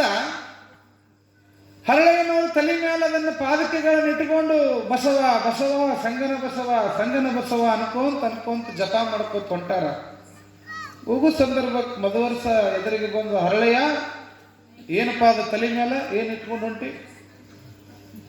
ಅವಾಗ ಹರಳೆಯನವ್ರು ಅಂತಾರ, ಏನಿಲ್ರಪ್ಪ, ನಮ್ಮಪ್ಪ ಬಸವಣ್ಣನಿಗೆ ಪಾದಕೆಗಳನ್ನು ತಗೊಂಡು ಹೋಗಿದ್ವಿ. ಮತ್ತು ಆ ಪಾದಕೆಗಳು ಇವು ನಾನು ಮೆಟ್ಟುವಂಥವಲ್ಲ, ಇವು ಸಂಗಮನಾಥ ಮೆಟ್ಟುವು, ನೀನ ತಗೊಂಡು ಹೋಗಂತ ಕೊಟ್ಟಾರ, ಅವ್ನು ತಗೊಂಡು ಹೊಂಟೀನಿ. ಅವದವು ತಲೆಯಾಗ ಪಾದಕೆಗಳದಾವ. ಅವಾಗ ಮಧುವರಸ ಅವು ಎಂಥವದವು ತೋರಿಸು ಅಂತ ಹೇಳಿ ಒತ್ತಾಯ ಮಾಡಿ ಬಲವಂತದಿಂದ ಪಾದಕೆಗಳನ್ನು ಕೆಳಗಿಳಿಸಿದೆ. ಯಾವಾಗ ಮೇಲು ಹೊಚ್ಚಿರುವಂತ ಬಟ್ಟೆಯನ್ನು ತೆಗೆದು ನೋಡಿದ ತಕ್ಷಣ ಸುಂದರವಾದಂತ ಪಾದರಕ್ಷೆಗಳು. ಆ ಪಾದರಕ್ಷೆಗಳನ್ನು ನೋಡಿದ ಮಧುವರ್ಷ ಅಂತಾನ, ಹರಳಯ್ಯ, ಪ್ರಧಾನಮಂತ್ರಿಯಾದ ಬಸವಣ್ಣನಿಗೆ ಬುದ್ಧಿನೇ ಇಲ್ಲ. ಎಂತ ಬುದ್ಧಿಗೇಡದಾನ ಬಸವಣ್ಣ ಅಂತಂದ್ರೆ ಯಾವ್ಯಾವ ವಸ್ತುವನ್ನು ಹೆಂಗೆ ಉಪಯೋಗ ಮಾಡ್ಕೋಬೇಕು ಅನ್ನೋ ಪರಿಜ್ಞಾನ ಅವಂಗಿಲ್ಲ. ಸುಮ್ಮನೆ ಮಂತ್ರಿ ಆಗ್ಯಾನ. ಅವ ಶಾನೆ ಅಂತ ತಿಳಿದಿದ್ನಪ್ಪ, ಎಷ್ಟು ದೊಡ್ಡದಾನಂತ ನಾವು ತಿಳ್ಕೊಂಡಿರ್ಲಿಲ್ಲ. ಇಂಥ ಸುಂದರವಾದ ಪಾದರಕ್ಷೆಗಳನ್ನ ಕಾಲಾಗಿ ಮೆಟ್ಟುಕೊಳ್ಳೋದು ಬಿಟ್ಟು ತಲೆ ಮೇಲೆ ಇಟ್ಟುಕೊಂಡು ಹೋಗಂತ ಹೇಳ್ಯಾನ. ಬುದ್ಧಿಗೇಡಿ ಅಂತ ಹೇಳಿ ಮಧುವರ್ಷ ಹರಳೆಯನ ಮುಂದೆ ಬಸವಣ್ಣನನ್ನು ಬೈಯಾಕತ್ತ. ಅವಾಗ ಅಪ್ಪನಿಗೆ ಹಿಂಗೆ ಅನಬೇಡ್ರಪ್ಪ, ಹಿಂಗೆ ಅನಬೇಡ್ರಿ ಅಂತ ಹರಳೆಯ ಅನ್ನೋದಕ್ಕೆ, ಸರಿ ಬಸವಣ್ಣ ಮೆಟ್ಟಲಿಲ್ಲ ಅಂದ್ರೆ ಏನಾದ್ರು ನನಗೆ ಬೇಕಿವ ಅಂತ ಹೇಳಿ ಬಲವಂತವಾಗಿ ಕಸಗೊಂಡು ಹರಳೆಯನ ಕೈಯಲ್ಲಿರ್ತಕ್ಕಂತಹ ಪಾದಕೆಗಳನ್ನ ತಗೊಂಡು ಮಧುವರ್ಷ ತನ್ನ ಪಾದದೊಳಗೆ ತನ್ನ ಕಾಲನ್ನು ಮೆಟ್ಟಿದ. ಅದರೊಳಗೆ ಯಾವಾಗ ತನ್ನ ಕಾಲ ಅದರೊಳಗೆ ಹಾಕಿದನೋ, ಹಾಕಿದ ತಕ್ಷಣನೇ ಮಧುವರ್ಷನ ಮೈಯೆಲ್ಲ ಉರಿ ಉರಿ ಉರಿ ಉರಿ ಉರಿ ಉರಿ ಅಪ್ಪ ಉರಿ ಭಗವಂತ ಉರಿ ಉರಿ ಉರಿ ಅಂತೇಳಿ ನರಳಾಡಕತ್ತ. ಯಾವಾಗ ಪಾದವನ್ನ ಪಾದಕೆಗೊಳಗ ಹಾಕಿದ ತಕ್ಷಣ ಮೈಯೆಲ್ಲ ಉರಿ ಉರಿ ಅಂತ ಒದ್ದಾಡಕತ್ನೋ, ಹರಳೆಯನವರು ಅಲ್ಲಿಂದ ಹೋಗಿಬಿಟ್ರು ಅವ್ರು ಪಾದಕೆಗಳನ್ನು ತಗೊಂಡು. ಆದ್ರೆ ಮಧುವರ್ಷನ ಮೈ ತುಂಬ ಎಲ್ಲ ಉರಿ ಉರಿ ಬೆಂಕಿ ಬೆಂಕಿ ಆಗಕತ್ತದ, ಸಂಕ ಆಗಕತ್ತದ. ಏನ್ ಮಾಡ್ಬೇಕು? ಯಾವಾಗ ಮಧುವರ್ಷಗೆ ಒದ್ದಾಡಕತ್ತಿದ್ನೋ ಆ ಸುದ್ದಿ ಅವನ ಹೆಂಡತಿ ಗೊತ್ತಾದ. ಮಧುವರ್ಷನ ಹೆಂಡತಿ ಮತ್ತು ಮಗಳು ಓಡೋಡಿ ಬಂದ್ರು. ಗಂಡನನ್ನ ಕೈ ಹಿಡ್ಕೊಂಡು ಕರ್ಕೊಂಡು ಮನೆಗೆ ಹೋಗ್ತಾರೆ. ಒಂದಲ್ಲ ಎರಡಲ್ಲ 10-15 ದಿನ ಆಯ್ತು. ಮಧುವರ್ಷನ ಮೈಯಲ್ಲಿರ್ತಕ್ಕಂಥ ಉರಿ ಬೆಂಕಿ ಆರ್ಲೇ ಇಲ್ಲ. ಹಂಗ ಮೈಯೆಲ್ಲ ಉರಿ ಉರಿ ಆಗೋದು, ಗಾದ್ರಿ ಆಗೋದು, ಮೈಯೆಲ್ಲ ಕೆರಿತ, ಜೀವಾನ ಹೋದಂಗ ಆಗಾಕತ್ತಿತ್ತು ಮಧುವರ್ಷರಿಗೆ. ಏನ್ ಮಾಡ್ಬೇಕು? ಎಲ್ಲ ದವಾಖಾನೆ ತೋರಿಸಿದ್ರು, ಎಲ್ಲ ಉಪದೇಶಗಳಾದವು, ಎಲ್ಲ ಉಪಕಾರಗಳಾದವು, ಉಪಚಾರಗಳಾದವು, ಮೆಡಿಸಿನ್ ಆಯ್ತು, ದವಾಖಾನೆ ಅಂತ ಎಲ್ಲ ಆಯ್ತು. ಏನು ಮಾಡಿದ್ರು ಕೂಡ ಮಧುವರ್ಷನ ಉರಿ ಕಡಿಮೆ ಆಗಲಿಲ್ಲ. ಯಾವಾಗ ಮಧುವರ್ಷನ ಉರಿ ಕಡಿಮೆ ಆಗ್ಲಿಲ್ಲ, ಅವಾಗ ಗಂಡನಿಗೆ ಗೊತ್ತಿಲ್ಲದಂಗ ಮಧುವರ್ಷನ ಹೆಂಡತಿ ಮತ್ತು ಮಗಳು ಮಹಾಮನೆಗೆ ಹೋಗ್ತಾರೆ ಬಸವಣ್ಣನ ಕಡೆ. ಬಸವಣ್ಣನನ್ನ ಭೇಟಿಯಾಗಪ್ಪ, ಬಸವಣ್ಣ, ನನ್ನ ಗಂಡ ಹಿಂಗೆ ಶರಣರು ಮಾಡಿರ್ತಕ್ಕಂಥ ಪಾದಕೆಗಳನ್ನ ಕಾಲೊಳಗೆ ಮೆಟ್ಟಿದ ತಕ್ಷಣ ಅವಾಗಿಂದ ಮೈ ಉರಿ ಉರಿ ಅನ್ನಕತ್ತಾನ. 10-15 ದಿನ ಆಯ್ತು, ಎಲ್ಲ ಔಷಧಿ ಉಪಚಾರಗಳಾದವು, ಇನ್ನೂ ಕೂಡ ನನ್ನ ಗಂಡನ ಮೈಯಲ್ಲಿರ್ತಕ್ಕಂಥ ಉರಿ ಕಡಿಮೆ ಆಗುವಂತು. ಇದಕ್ಕೆ ನೀನ ದಾರಿ ತೋರಿಸ್ಬೇಕು ಬಸವಣ್ಣ ಅಂದ ತಕ್ಷಣ ಬಸವಣ್ಣ ಅವರು ಮುಗುಳು ನಗ್ತಾರ. ಮುಗುಳು ನಗುತ್ತಾ ಮಧುವರ್ಷನ ಹೆಂಡತಿಗೆ ಹೇಳ್ತಾರ, ತಾಯಿ, ಯಾವ ನಿಜ ಶರಣರಾಗಿರ್ತಕ್ಕಂಥ ಹರಳೆಯನವರು ಕಾಯಕ ನಿಷ್ಠೆಗಾಗಿ ತಮ್ಮನ್ನ ತಾವು ತೊಡಗಿಸಿಕೊಂಡಿರ್ತಕ್ಕಂತಹ ಶರಣರನ್ನ ಕೀಳು ಜಾತಿಯವರಂತೇಳಿ ನೋಡಿ ಅವರನ್ನ ಕೂಹಕವಾಗಿ ಮಾತನಾಡಿಸ್ತಕ್ಕಂಥ ನಿನ್ನ ಗಂಡನಿಗೆ ಆಗಬೇಕಾಗಿದ್ದೆ. ಯಾವಾಗ ಶರಣರನ್ನ ಕೆಳಮಟ್ಟದೊಳಗೆ ನಿನ್ನ ಗಂಡ ನೋಡಿದ, ಅವರನ್ನ ಕೀಳು ಮನಸ್ಥಿತಿ ಒಳಗೆ ನೋಡಿ ಅವರು ಮಾಡಿರ್ತಕ್ಕಂಥ ಅವರ ಚರ್ಮದ ತೊಡೆಯಿಂದ ಮಾಡಿರ್ತಕ್ಕಂಥ ಚರ್ಮದ ಪಾದಕೆಗಳನ್ನು ಯಾವಾಗ ಮೆಟ್ಟಿದನೋ ಅವಾಗಲೇ ಅವನ ಪಾಪದ ಮೂಟೆ ಅವನ ಹೆಗಲಿ ಏರಿಬಿಟ್ಟದ. ಬಹಳ ದೊಡ್ಡ ತಪ್ಪು ಮಾಡ್ಯ ನಿನ್ನ ಗಂಡ ಅಂತ ಬಸವಣ್ಣ ಹೇಳ್ದ. ಅವಾಗ ಹೆಂಡತಿ ಅಂತಾಳ, ಏನೋ ಮಾಡಿಬಿಟ್ಟಾನ ಬಸವಣ್ಣ, ಏನೋ ತಪ್ಪು ಮಾಡ್ಯ ನನ್ನ ಗಂಡ, ಏನಾರ ಮಾಡಿ ನನ್ನ ಗಂಡನನ್ನು ಕ್ಷಮಿಸು, ಅವನೊಂದು ದಾರಿ ತೋರಿಸು, ಹೆಂಗೆ ಇದಕ್ಕೊಂದು ಪರಿಹಾರ ಹೇಳು ಅಂತ ಹೆಂಡತಿ ಬಸವಣ್ಣನನ್ನು ಕೇಳ್ಕೊಳ್ತಾಳ. ಆ ಕ್ಷಣಕ್ಕೆ ಬಸವಣ್ಣ ಅಂತ ಒಂದು ಕೆಲಸ ಮಾಡು, ಯಾವ ಹರಳೆಯನವರು ಬಹಳ ಭಕ್ತಿ ಶ್ರದ್ಧೆ ವಿನಯತೆಯಿಂದ ಶಿವಯೋಗವನ್ನು ಮಾಡಿ ತಮ್ಮ ಲಿಂಗಹಸ್ತದಿಂದ ಶರಣರಿಗೆ ಕಾಯಕದ ಚಮ್ಮಾವಿಗೆಗಳನ್ನು ಮಾಡ್ತಾರಲ್ಲ, ಆ ಚಮ್ಮಾವಿಗೆಗಳನ್ನು ಪಾದರಕ್ಷೆಗಳನ್ನು ಮಾಡ್ತಕ್ಕಂತಹ ಆ ಸಮಗಾರ ಹಳ್ಳೆಯನವರ ಮನೆಗೆ ಹೋಗು, ಆ ಚರ್ಮವನ್ನು ಹದ ಮಾಡ್ತಕ್ಕಂತಹ ಆ ಗುಂಡಿ ಒಳಗೆ ನೀರಿರ್ತದಲ್ಲ, ಆ ಚರ್ಮವನ್ನು ತೊಳಿತಕ್ಕಂತಹ ಗುಂಡಿಯ ನೀರು, ಆ ನೀರನ್ನು ತಗೊಂಡು ಹೋಗಿ ನಿನ್ನ ಗಂಡನ ಮೈಗೆಲ್ಲ ಹಚ್ಚು, ಅವಾಗ ಕಡಿಮೆ ಆಗ್ತೈತೆ ಅಂತಾರೆ ಬಸವಣ್ಣ. ಆ ಕ್ಷಣಕ್ಕನ ಗಂಡನನ್ನು ಉಳಿಸ್ಕೋಬೇಕಲ್ರಿ ಹೆಂಡತಿ. ಅದಕ್ಕೆ ಇವೆಲ್ಲ ಊರಾಗ ದೊಡ್ಡ ದೊಡ್ಡ ಕರ್ಮ ಪಾಪಗಳನ್ನು ಮಾಡಿರ್ತಾವ, ಅದನ್ನು ಸೋಸಕ್ಕೆ ಹೆಂಡತಿ. ಅದಕ್ಕೆ ಯಾವುದೇ ಹೆಂಡತಿ ಆಗ್ಲಿ ನನಗೆ ಸುಖ ಕೊಡು, ನನಗೆ ನೆಮ್ಮದಿ ಕೊಡು ಅಂತ ಯಾವ ತಾಯಿನೂ ಕೇಳಂಗಿಲ್ಲ. ಯಾವ್ದಾ ದೇವರಿಗೆ ಹೋದ್ರೆ ಮೊದಲು ಕೇಳೋದು ಏನಂತಂದ್ರ ನನ್ನ ಗಂಡನ ಆಯಸ್ಸು ಜಾಸ್ತಿ ಮಾಡು, ನನ್ನ ಮುತ್ತೈದ ಭಾಗ್ಯವನ್ನು ಜಾಸ್ತಿ ಮಾಡು ಅಂತ ಕೇಳ್ತಾಳೆ ಈ ಭಾರತ ದೇಶದ ಹೆಣ್ಮಗಳು. ಯಾವುದೇ ಹೆಣ್ಣಾಗ್ಲಿ, ಭಾರತ ದೇಶ ಯಾಕೆ ಹೆಣ್ಣಿಗೆ ಗೌರವ ಪೂಜನೀಯ ಸ್ಥಾನ ಕೊಟ್ಟದ ಅಂತಂದ್ರೆ, ಹೆಣ್ಣು ಮದುವೆ ಆಗ್ಲು ಅಂತಂದ್ರೆ ಗಂಡನೇ ಸರ್ವಸ್ವ, ಅವನಕ್ಕಿಂತ ಸುಂದರಾಂಗ ಶ್ರೀಮಂತ ದೊಡ್ಡ ವ್ಯಕ್ತಿ ಎಂಥವನ ಮುಂದೆ ಹೋದ್ರು ಕೂಡ ತನ್ನ ಗಂಡನೇ ತನ್ನ ಸರ್ವಸ್ವ ಅಂತ ದೇವರಂತ ಪೂಜೆ ಮಾಡ್ತಕ್ಕಂಥ ಪರಂಪರೆ ಭಾರತ ದೇಶದ. ಬೇರೆ ದೇಶದೊಳಗೆ ಹೆಂಗದ ಗೊತ್ತಲ್ರಿ, 1 ವರ್ಷ 2 ವರ್ಷ ಅಗ್ರಿಮೆಂಟ್ ಅಂತ ಅವು ಮದುವೆ ಆಗು. ಈ ಗಂಡ 2 ವರ್ಷ ಬಾಳೆ ನಿನ್ ಕೂಡ ಮತ್ತೆ ಮುಂದೆ ಮುಗಿತ್ರಿ, ಮತ್ತೆ ಇನ್ನೊಬ್ಬನ ಮದುವೆ ಆಗೋದಕ್ಕೆ ಅವನು ಇನ್ನೊಬ್ಬಕ್ಕೆ ನೋಡ್ಕೊಂಡು ಹೋಗ್ಬೋದು. ಹಂಗೆ ನಮ್ಮ ದೇಶ ಮಾಡಿದ್ರೆ ಅಡ್ಡಡ್ಡ ಕಡಿತಾರೆ. ನಮ್ಮ ದೇಶದಾಗ ಇವತ್ತೊಂದು ಮದುವೆ ಆಗಿ ಇನ್ನೊಂದು ವರ್ಷ ಬಿಟ್ಟು ಇನ್ನೊಬ್ಬಕ್ಕಿನ ಆದ್ರೆ ಹುಡ್ಕ್ಯಾಡಿ ಹೋಗಿ ಅವನ ಕೈಯ ಕಾಲ ಕಡ್ಕೊಂಡ್ ಬರ್ತಾನೆ. ಅದು ಭಾರತ ದೇಶದೊಳಗೆ ಅದಿಲ್ಲ. ಭಾರತ ದೇಶದ ಎಂಥ ಪರಂಪರೆ ಅಂತಂತಂದ್ರ, ಅವ ಕುಡ್ಡಿರ್ಲಿ ಕುಂಟಿರ್ಲಿ ಕುರುಡಿರ್ಲಿ ಒಮ್ಮೆ ತಾಳೆ ಕಟ್ಟಿ ಗಂಡ ಅಂತ ಹೇಳಿ ಅವನನ್ನು ಸ್ವೀಕಾರ ಮಾಡಿದ್ರೆ ಅವನನ್ನು ಕೊನೆ ತನಕನೂ ಕೂಡ ಅವನ ಜೊತೆನ ಬಾಳೆ ಮಾಡೋದು ಅದು ಭಾರತ ದೇಶದ ಸಂಸ್ಕೃತಿ ಪರಂಪರೆ. ಹಿಂದೆಲ್ಲ ಸತಿ ಸಹಗಮನ ಪದ್ಧತಿ ಅಂತಕ್ಕಂಥ ಪದ್ಧತಿಗಳು, ಗಂಡ ಸತ್ತ ಅಂದ್ರೆ ಅದರೊಳಗನ ಚಿತ್ತೆಯೊಳಗೆ ಹಾರಿ ಹೆಣ್ಮಕ್ಳು ಕೂಡ ಪ್ರಾಣ ಬಿಡ್ತಿದ್ರು. ಅಂತ ಪರಂಪರೆ ದೇಶ. ಗಂಡಿಗೆ ಪ್ರಾಶಸ್ತ್ಯವನ್ನ, ಗಂಡನೇ ಸರ್ವಸ್ವ, ಅವನೇ ಎಲ್ಲ ಅಂತ ಬದುಕ್ತಿರ್ತಕ್ಕಂಥ. ಗಂಡ ಕುಡಿಲಿ, ಚಟ ಮಾಡಲಿ, ಸುಳ್ಳು ಹೇಳಿ, ಎಷ್ಟೋ ಜನ ರಾತ್ರಿ 1-2 ಗಂಟೆ ಮಟ್ಟ ಕುಡಿದು ಬಂದು ತಲೆಗೇರಿ ಅದನ್ನೆಲ್ಲ ಅಕ್ಕಿ ಮ್ಯಾಲ ಹೋಗಲಿ ವಾಂತಿ ಮಾಡ್ಕೊಂಡು ರಾಡಿ ರಾಮಾಯಣ ಮಾಡಿದ್ರೆ ಬಳಕ್ಯಾರ್ರಿ ಹೆಂಡ್ತಿನ. ಎಲ್ಲ ನನ್ನ ಗಂಡ ಕುಡಿದು ಬಂದ ಅಂತೇಳಿ ಹೊರಗೆ ಹಾಕ್ತಾರೆ, ಹಾಕಂಗಿಲ್ಲ. ಮತ್ತು ಅವ್ನ ಕೂಡ ಬಾಳೆ ಮಾಡಿ ನನ್ನ ಗಂಡ ಭಾಳ ಚಲೋ ರೀ, ಏನೂ ಮಾಡಂಗಿಲ್ಲ ರೀ, ಸ್ವಲ್ಪ ಕುಡಿತಾನ್ರಿ ಅಂತಾರೆ. ಮತ್ತು ಮರುದಿನ ಕೇಳಿದ್ರೆ ಅವ ಬೆಳತನ ತಗೊಂಡು ಬಾರ್ಕೋಲ್ ತಗೊಂಡು rimm ಅಂತ ಹೊಡೆದಿದ್ರೆ ಮುಂಜೆ ಏನು 4 ಬಡಿತಾನ್ರಿ ಕುಡ್ದಾಗ ಅಟ್ಟ ಅಂತಾರೆ. ಮತ್ತೆ ಮುಂಜಾನೆ ಮತ್ತೆ ಗಂಡನ ಒಳಗೆ ಹಾಕೊಂಡು ಮಾತಾಡ್ತಾರೆ. ಹೀಗಾಗಿ ಗಂಡನ ಮೇಲೆ ಪ್ರೀತಿಯನ್ನು ಇಟ್ಟುಕೊಂಡ ಭಾರತ ಪರಂಪರೆ ಹೆಣ್ಣಿನ ದೇಶದೊಳಗೆ. ಅತ್ತ ಇತ್ತ ತಿರುಗುವಾಗ ಮುತ್ತಿನಂತ ಮನಸ್ಸಿರಬೇಕ, ಸತ್ಯತನದಿ ಗಂಡನ ಕೂಡ ನಿತ್ಯ ಬಾಳ್ವೆ ಮಾಡಬೇಕ.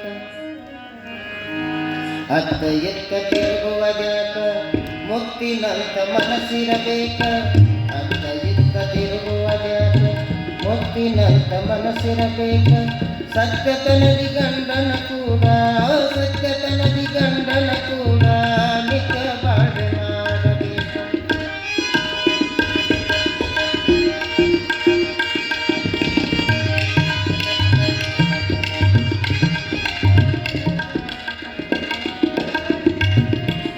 ಕುಂಟನಿರಲಿ ಕುರುಡನಿರಲಿ ಗಂಟು ಮಾರಿಯಾಗಿರಲಿ, ಕುಂಟನಿರಲಿ ಕುರುಡನಿರಲಿ ಗಂಟು ಮಾರಿಯಾಗಿರಲಿ, ಭಂಟನೆಂದು ಬಾಳ್ವೆ ಮಾಡಿ ಭಾಗ್ಯವಂತಿಯಾಗಬೇಕ, ಭಂಟನೆಂದು ಬಾಳ್ವೆ ಮಾಡಿ ಭಾಗ್ಯವಂತಿಯಾಗಬೇಕ.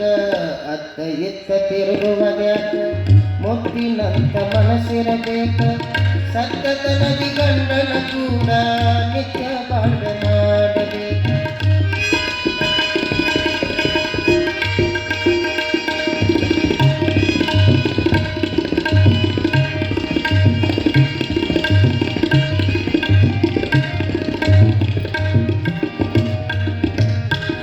ಬಡವನೆಂದು ಬಲ್ಲಿದನೆಂದು ಭೇದ ಭಾವ ಮಾಡಬೇಡ, ಬಡವನೆಂದು ಬಲ್ಲಿದನೆಂದು ಭೇದ ಭಾವ ಮಾಡಬೇಡ, ಒಡೆಯನೆಂದು ಸೇವೆ ಮಾಡಿ ಪುಣ್ಯವತಿಯಾಗಬೇಕ, ಒಡೆಯನೆಂದು ಸೇವೆ ಮಾಡಿ ಪುಣ್ಯವತಿಯಾಗಬೇಕ ಅತ್ತ ಎತ್ತ ತಿರುಗುವುದ್ಯಾಕ ಮುತ್ತಿನಂತ ಮನಸ್ಸಿರಬೇಕ ಅತ್ತ ಎತ್ತ ತಿರುಗುವುದ್ಯಾಕ ಮುತ್ತಿನಂತ ಮನಸ್ಸಿರಬೇಕ ಸತ್ಯದ ನದಿ ಗಂಡನ ಕೂಡ ನಿತ್ಯ ಬಾಳ್ವೆ ಮಾಡಬೇಕ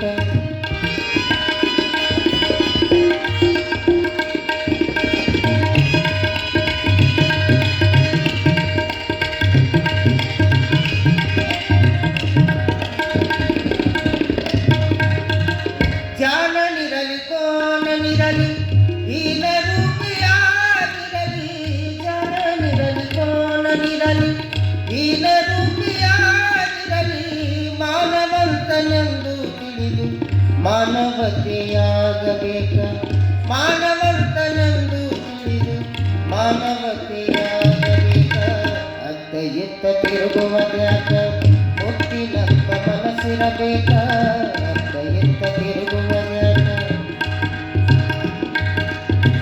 ಮುತ್ತಿನಂತ ಮನಸ್ಸಿರಬೇಕ ಸತ್ಯದ ನದಿ ಗಂಡನ ಕೂಡ ಸತ್ಯದ ನದಿ ಗಂಡನ ಕೂಡ ನಿತ್ಯ ಬಾಳ್ವೆ ಮಾಡಬೇಕ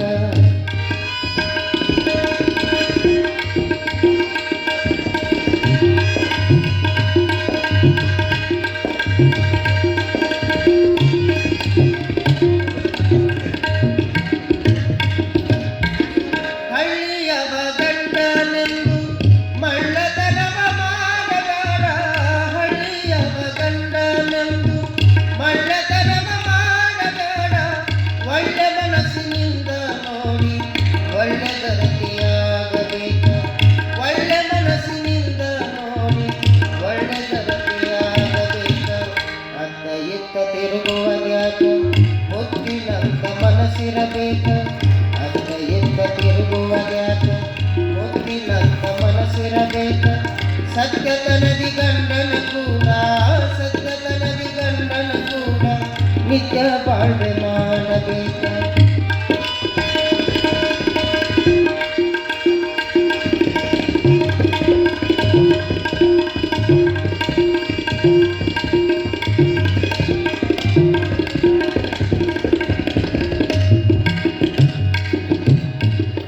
ಹೆಣ್ಣು ಜಗದ ಕಣ್ಣು ಎಂಬ ಮಂಡನೆಯ ಪಡೆದಿರಬೇಕ ಹೆಣ್ಣು ಜಗದ ಕಣ್ಣು ಎಂಬ ಮಂಡನೆಯ ಪಡೆದಿರಬೇಕ ಚಿನ್ನದಂತ ಬಾಳ್ವೆ ಮಾಡಿ ದೇವರನ್ನು ಪೂಜಿಸಬೇಕ ಚಿನ್ನದಂತ ಬಾಳ್ವೆ ಮಾಡಿ ದೇವರನ್ನು ಪೂಜಿಸಬೇಕ ಅತ್ತ ಎತ್ತ ತಿರುಗುವುದ್ಯಾಕ ಮುತ್ತಿನಂತ ಮನಸ್ಸಿರಬೇಕ ಅತ್ತ ಎತ್ತ ತಿರುಗುವುದ್ಯಾಕ ಮುತ್ತಿನಂತ ಮನಸ್ಸಿರಬೇಕ ಸತ್ಯದ ನದಿ ಗಂಡನ ಕೂಡ ನಿತ್ಯ ಬಾಳ್ವೆ ಮಾಡಬೇಕ ಸತ್ಯದ ನದಿ ಗಂಡನ ಕೂಡ ನಿತ್ಯ ಬಾಳ್ವೆ ಮಾಡಬೇಕ ನಿತ್ಯ ಬಾಳ್ವೆ ಮಾಡಬೇಕ ನಿತ್ಯ ಬಾಳ್ವೆ ಮಾಡಬೇಕ.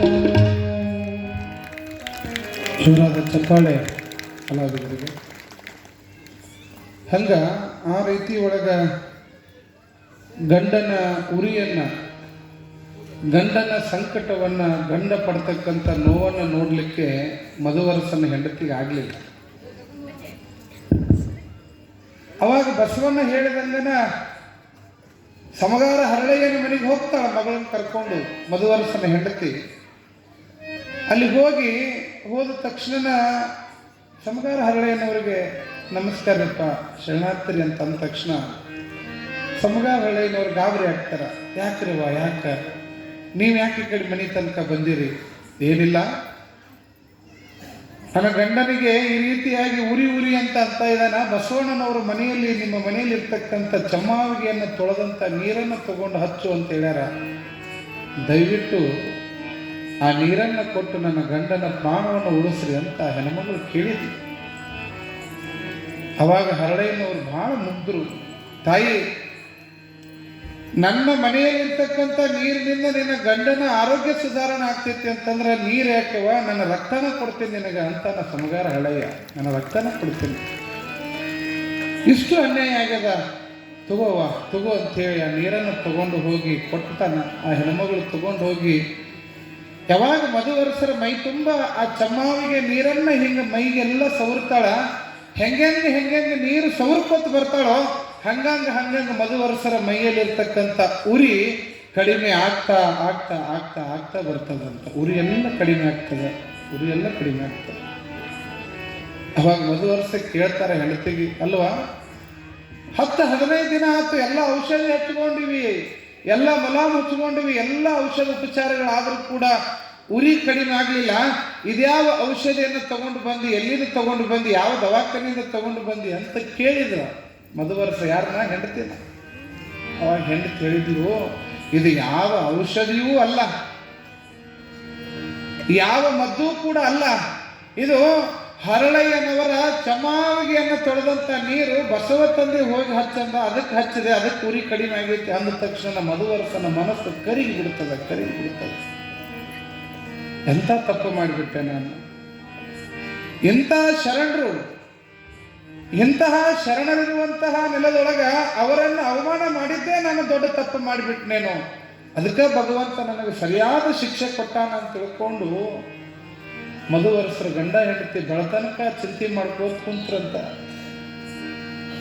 ತಾನು ಬಸವಣ್ಣ ಹೇಳಿರುವಂತ ಒಂದು ಶರಣು ಅಂತಕ್ಕಂಥ ಪದಕ್ಕೆ ಜಾಸ್ತಿ ಆಗಿದ್ದಕ್ಕೆ ತನ್ನ ಚಮ್ಮಾವಿಗೆ ಚರ್ಮವನ್ನು ಹೊಸದು ಚಪ್ಪಲಿಯನ್ನು ಮಾಡಿಕೊಟ್ಟಂತ ಅಂತ ಶರಣರು ತಮ್ಮ ಚರ್ಮದಿಂದ ಪಾದರಕ್ಷೆ ಕೊಟ್ಟು ತಮ್ಮ ಕರ್ಮವನ್ನು ಕಳ್ಕೊಂಡ್ಬಿಟ್ರು, ತಮ್ಮ ಮೇಲಿದ್ದಂಥ ಭಾರ ಕಳ್ಕೊಂಡ್ರು.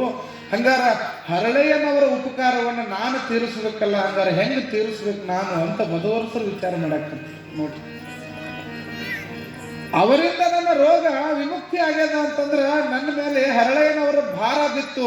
ಹಂಗಾರೆ ಈ ಭಾರವನ್ನು ಕಳ್ಕೊಳ್ಳೋದು ಹೆಂಗ ನೋಡ್ರಿ, ಎಷ್ಟು ಮಜಾ ಅದ. ಕಲ್ಯಾಣದ ಕ್ರಾಂತಿ ಯಾವ ಕಾಲಘಟ್ಟದೊಳಗೆ ಹೆಂಗಾತು ಅನ್ನುವಂಥದ್ದು. ಮಧುವರಸರು ಹರಳಯ್ಯನವರು ಮಾಡಿದ ಉಪಕಾರವನ್ನು ಹೆಂಗೆ ತೀರಿಸ್ಬೇಕು? ನಾವು ಅವನ ಜಾತಿಯನ್ನ ತೆಗೆದಿದ್ವಿ, ಅವನು ಹರಿಜನ, ಅವರು ಕೆಳಜಾತಿಯವರು, ಅವರು ನಮ್ಮ ಕಾಲು ಬುಡಕ ಇರ್ಬೇಕಂತ ಅವರನ್ನ ಶೋಷಣೆ ಮಾಡ್ಕೊಂತನೇ ಬಂದ್ವಿ. ಅಂತಹ ಶರಣರ ಪಾದಕೆಗಳನ್ನು ತೊಳೆದಂಥ ಚರ್ಮದ ನೀರಿನಿಂದ ನನ್ನ ರೋಗ ಹೋಗೈತಿ ಅಂತಂತಂದ್ರ ನನ್ನ ಬದುಕು ಸಾರ್ಥಕ ಆಯ್ತು. ಅಂಥ ಶರಣರ ಇದ್ದ ಕಾಲದೊಳಗೆ ನಾ ಇದ್ದಿದ್ದಂತ ಖುಷಿ ಪಡ್ತಾನಂತ ಮಧುವರಸ, ಸಂತೋಷ ಪಡ್ತಾನೆ. ಅವಾಗ ಬಸವಣ್ಣನ ಮಾತು ಅರ್ಥ ಆಗ್ತದೆ ಮಧುವರಸನಿಗೆ. ಬಸವಣ್ಣವ್ರು ಹೇಳ್ತಾರೆ, ನೆಲವೊಂದೇ ಹೊಲಗೇರಿ ಶಿವಾಲಯಕ್ಕೆ, ಜಲವೊಂದೇ ಆಚಮನ ಉದ್ದಕ್ಕೆ ಅಂತಕ್ಕಂಥ ಮಾತನ್ನು ಹೇಳ್ತಾರೆ. ಯಾವ ಶರಣರ ವಿಚಾರಗಳು ಇವತ್ತು ನೆಲ ಜಲ, ಇವತ್ತು ದೇವರಿಗೆ ಪೂಜೆ ಮಾಡಲಿಕ್ಕೆ ತಗೊಂಡು ಹೋಗ್ತಕ್ಕಂಥ ನೀರು ಅದೇ ನೀರು, ಜಳಕ ಮಾಡಲಿಕ್ಕೆ ಮುಂಜಾನೆ ಚರಿಗೆ ತಗೊಂಡು ಹೋಗೋದು ಅದೇ ನೀರ, ಅದೇ ಕೆರೆಗೆ ನೀರು ಬಂದಿದ್ದನ ನಳದಾಗ ಹಿಡಿದು ಕೊಡದಾಗ ತಗೊಂಡು ದೇವರ ತೊಳಿತೀರಿ, ಅದ ನಳದಾಗಿಂದ ಇನ್ನೊಂದು ಕೊಡದಾಗ ನೀರು ತಗೊಂಡು ಅದನ್ನ ಏನ್ ಮಾಡ್ತೀರಿ? ಜಳಕ ಮಾಡ್ತೀರಿ. ನೆಲನೂ ಕೂಡ ಒಂದೇ, ಮನಿ ಒಂದು ಕಡೆ ಐತಿ, ಅದ ಮನ್ಯಾಗ ಬಾಜುಕ ಟಾಯ್ಲೆಟ್ ರೂಮ್ ಶೌಚಾಲಯ ಎಲ್ಲ ಐತಿ, ಅದ ಮುಂದೆ ಹೋದಂಗ ಅದ ದಾರಿ ಒಳಗನ ಗುಡಿನೂ ಅದ. ಅದಕ್ಕೆ ಹೇಳ್ತಾರ, ನೆಲ ಒಂದೇ ಹೊಲಗೇರಿ ಶಿವಾಲಯಕ್ಕೆ, ಜಲ ಒಂದೇ ಶೌಚ ಆಚಮನಕ್ಕೆ ಅಂತ ಹೇಳ್ತಾರೆ. ಶೌಚಕ್ಕೆ ಬಳಸೋದು ಅದೇ ನೀರೇ, ದೇವ್ರ ಪೂಜೆಗೆ ಬಳಸೋದು ಅದೇ ನೀರೇ. ಹಂಗಾದ್ರ ಇಲ್ಲಿ ಯಾವ ಜಾತಿಗಳು ಬರ್ತಾವಂತ ಬಸವಣ್ಣ ಪ್ರಶ್ನೆ ಮಾಡಿದ್ದನ್ನ ಅರ್ಥ ಮಾಡ್ಕೊಂಡಂತ ಮಧುವರಸ, ನಾನು ಹರಳಯ್ಯನವರಿಗೆ ಬಹಳ ನೋವು ಮಾಡಿದೆ ಅಂತ ತಿಳ್ಕೊಂಡು ಗಂಡ ಹೆಂಡತಿ ಬೆಳತನ ವಿಚಾರ ಮಾಡ್ತಾನೆ. ಹಂಗಾರೆ ಇದನ್ನು ಪಾಪ ಕರ್ಮ ಕಳ್ಕೊಳ್ಳೋದು ಹೆಂಗ ಅಂತ ಬೆಳತಾನ ವಿಚಾರ ಮಾಡಿ ಒಂದು ತೀರ್ಮಾನಕ್ಕೆ ಬರ್ತಾನೆ ಮಧುವರಸ. ಏನು ತೀರ್ಮಾನ ತಗೋತಾನೆ ಮಧುವರಸ ಅಂತಂದ್ರ, ಹರಳಯ್ಯನವರ ಮಾಡಿರ್ತಕ್ಕಂಥ ಈ ಉಪಕಾರದ ಭಾರವನ್ನ, ಈ ಕರ್ಮವನ್ನ ನಾವು ಕಳ್ಕೊಳ್ಬೇಕಾಗಿತ್ತು ಅಂತಂತಂದ್ರ ಒಂದು ಕೆಲಸ ಮಾಡೋಣ ಅಂತ ತಿಳ್ಕೊಂಡು ಏನ್ ಮಾಡ್ತಾರ ಅಂದ್ರ, ಮಧುವರಸನಿಗೆ ಒಬ್ಬ ಮುದ್ದಾದ ಮಗಳು ಇರ್ತಾಳೆ. ಹರಳಯ್ಯನವರಿಗೆ ಒಬ್ಬ ಮುದ್ದಾದ ವಯಸ್ಸಿಗೆ ಬಂದಂತ ತರುಣ ಮಗ ಇರ್ತಾನ. ಆ ಮಗನ ಹೆಸರು ಶೀಲವಂತ. ಹರಳಯ್ಯನ ಮಗನ ಹೆಸರು ಶೀಲವಂತ. ಮಧುವರಸನ ಮಗಳ ಹೆಸರು ಲಾವಣ್ಯ.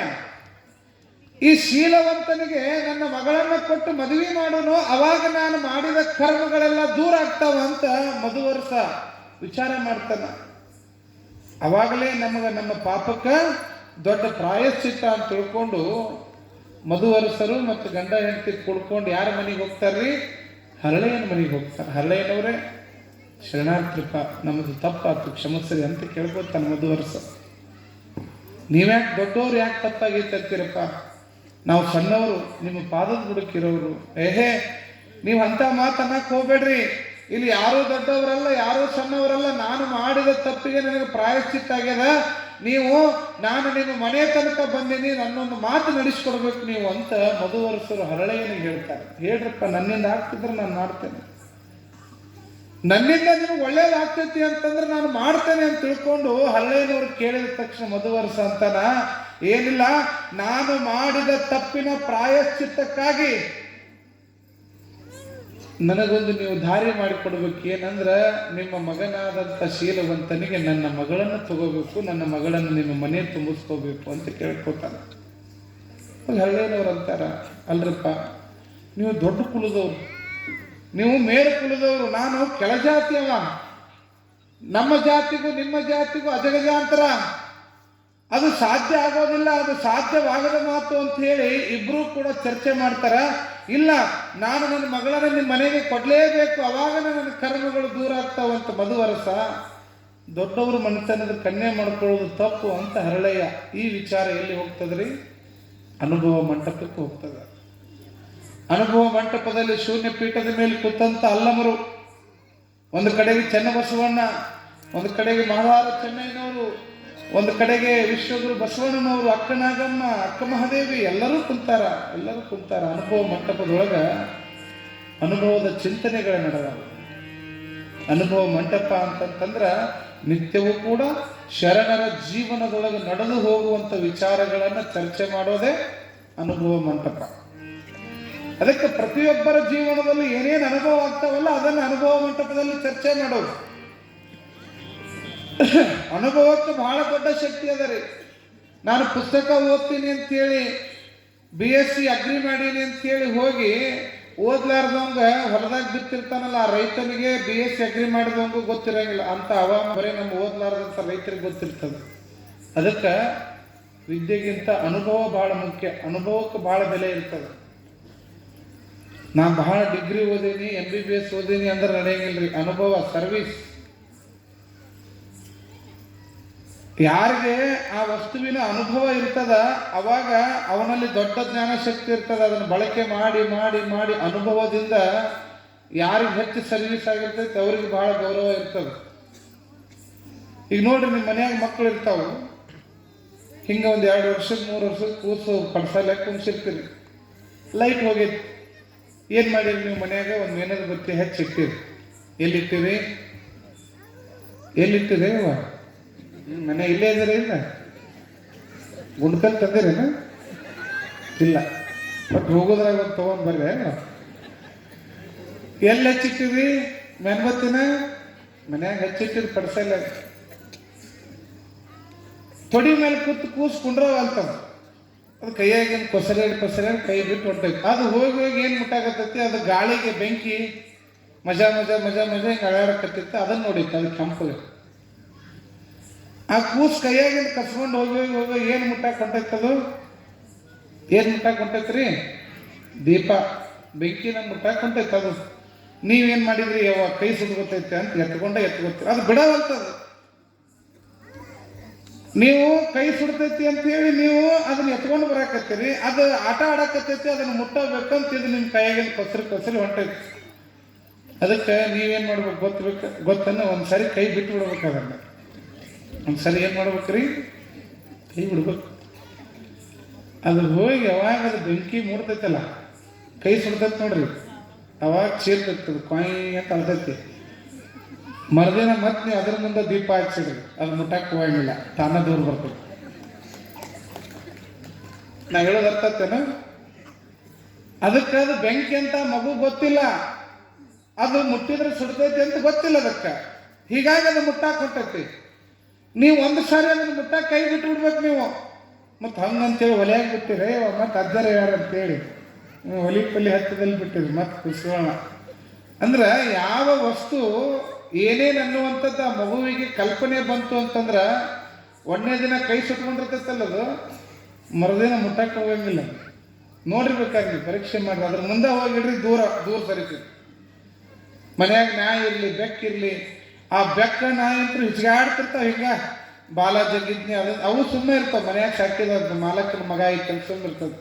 ಒಮ್ಮೆ ಗುಡ್ರಂತ ಕಡದ್ ಬಿಡ್ತಂತಂದ್ರೆ ಸಾಯಿ ಮಟ್ಟ ಅದ್ರ ಕಡೆ ಹೋಗಂಗಿಲ್ಲ. ಅದು ಕೂಸು ಯಾಕೆ ಮಾತನ್ನ ಹೇಳ್ತೀನಿ ಅಂತಂತಂದ್ರೆ, ಯಾವುದೇ ಕೆಲಸ ಆಗಲಿ ವಸ್ತು ಆಗಲಿ ಅದರ ಅನುಭವ ಬಹಳ ಮುಖ್ಯ ಆಗ್ತದೆ.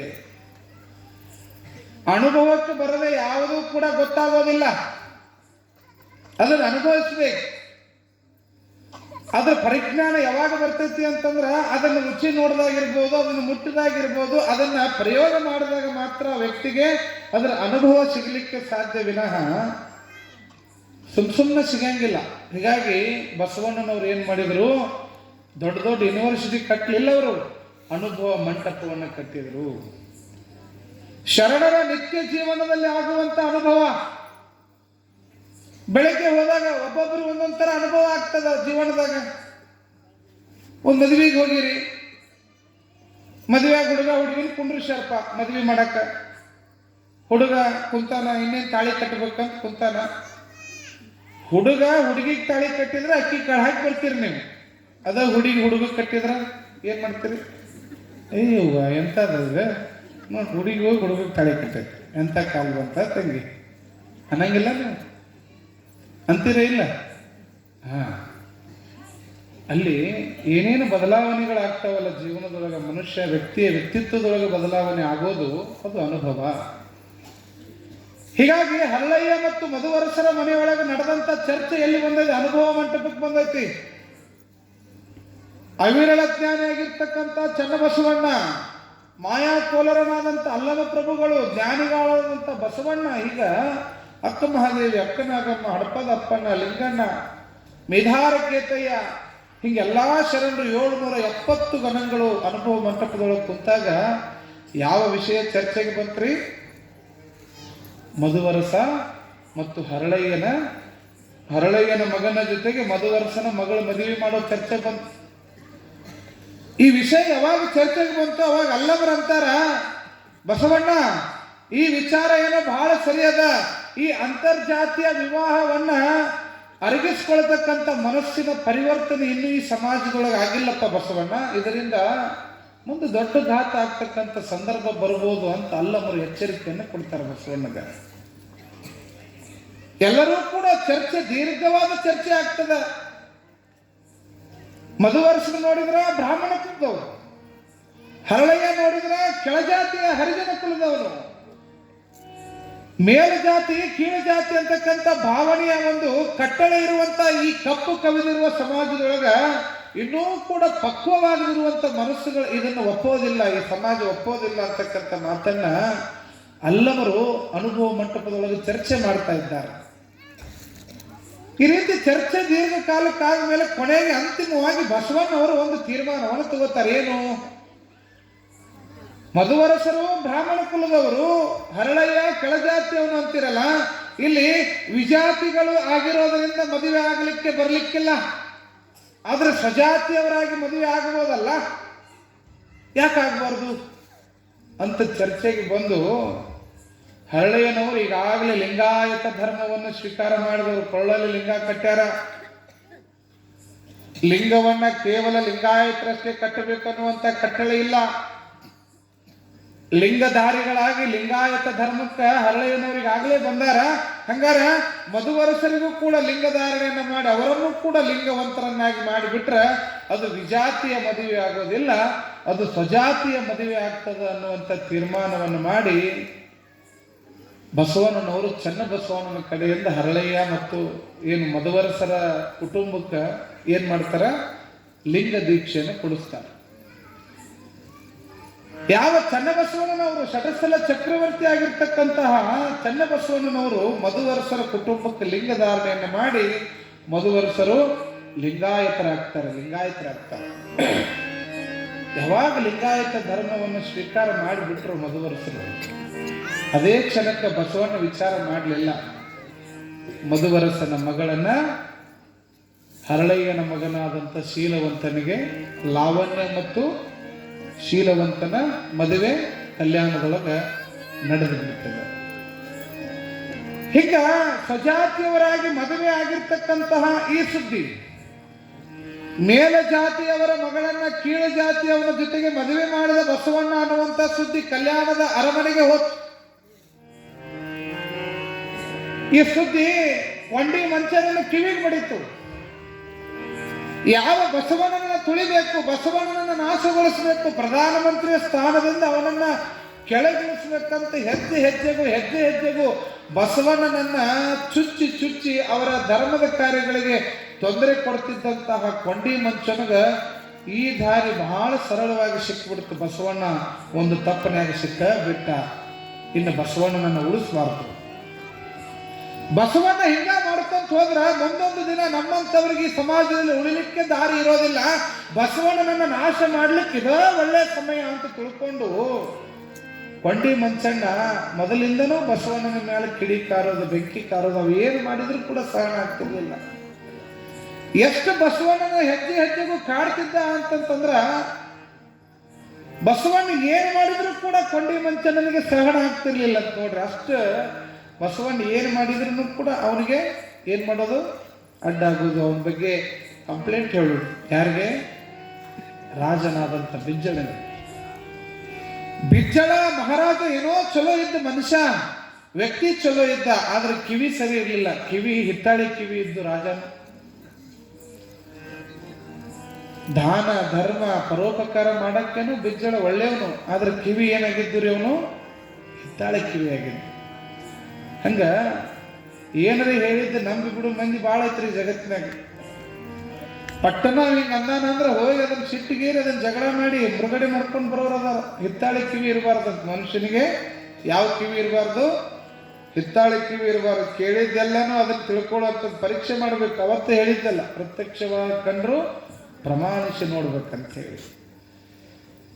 ಈ ಬಸವಣ್ಣ ಮಾಡಿದ ತಪ್ಪು ಇದ ಸಿಗಬೇಕಾಗಿತ್ತು. ಕೊಂಡಿ ಮಂಚಣ್ಣಗ ಓಡೋಡಿ ಮೊದಲು ಬಿಜ್ಜಾಳಿಗೆ ಹೇಳೋನ್ ತಡಿ ಅಂತ ಹೋದಿವ. ಬೆರಿಕೆ ಹಾಳು ಮಾಡೋರಿಗೆ ಏನು ಸಿಗ್ಬೇಕ್ರಿ? ಹಾಳು ಮಾಡೋರಿಗೆ ಏನು ತಪ್ಪು ಸಿಗ್ಬೇಕು? ನೀವು 100 ಚಲೋ ಕೆಲಸ ಮಾಡ್ರಿ ಊರಾಗ, ಏನ್ರಿವ 100 ಚಲೋ ಕೆಲಸ ಮಾಡ್ರಿ, ಒಂದ ತಪ್ಪು ಮಾಡಿದ್ರು ಕೂಡ ಇಡೀ ಊರು ನಿಮ್ಗೆ ಏನಂತೈತಿ? ತಪ್ಪು ಮಾಡ್ಯಾವ. ಊರಾಗ 100 ಉಪಕಾರ ಮಾಡಿದ್ದು ನೆನಪಿಟ್ಟಂಗಿಲ್ಲ ಈ ಸಮಾಜ.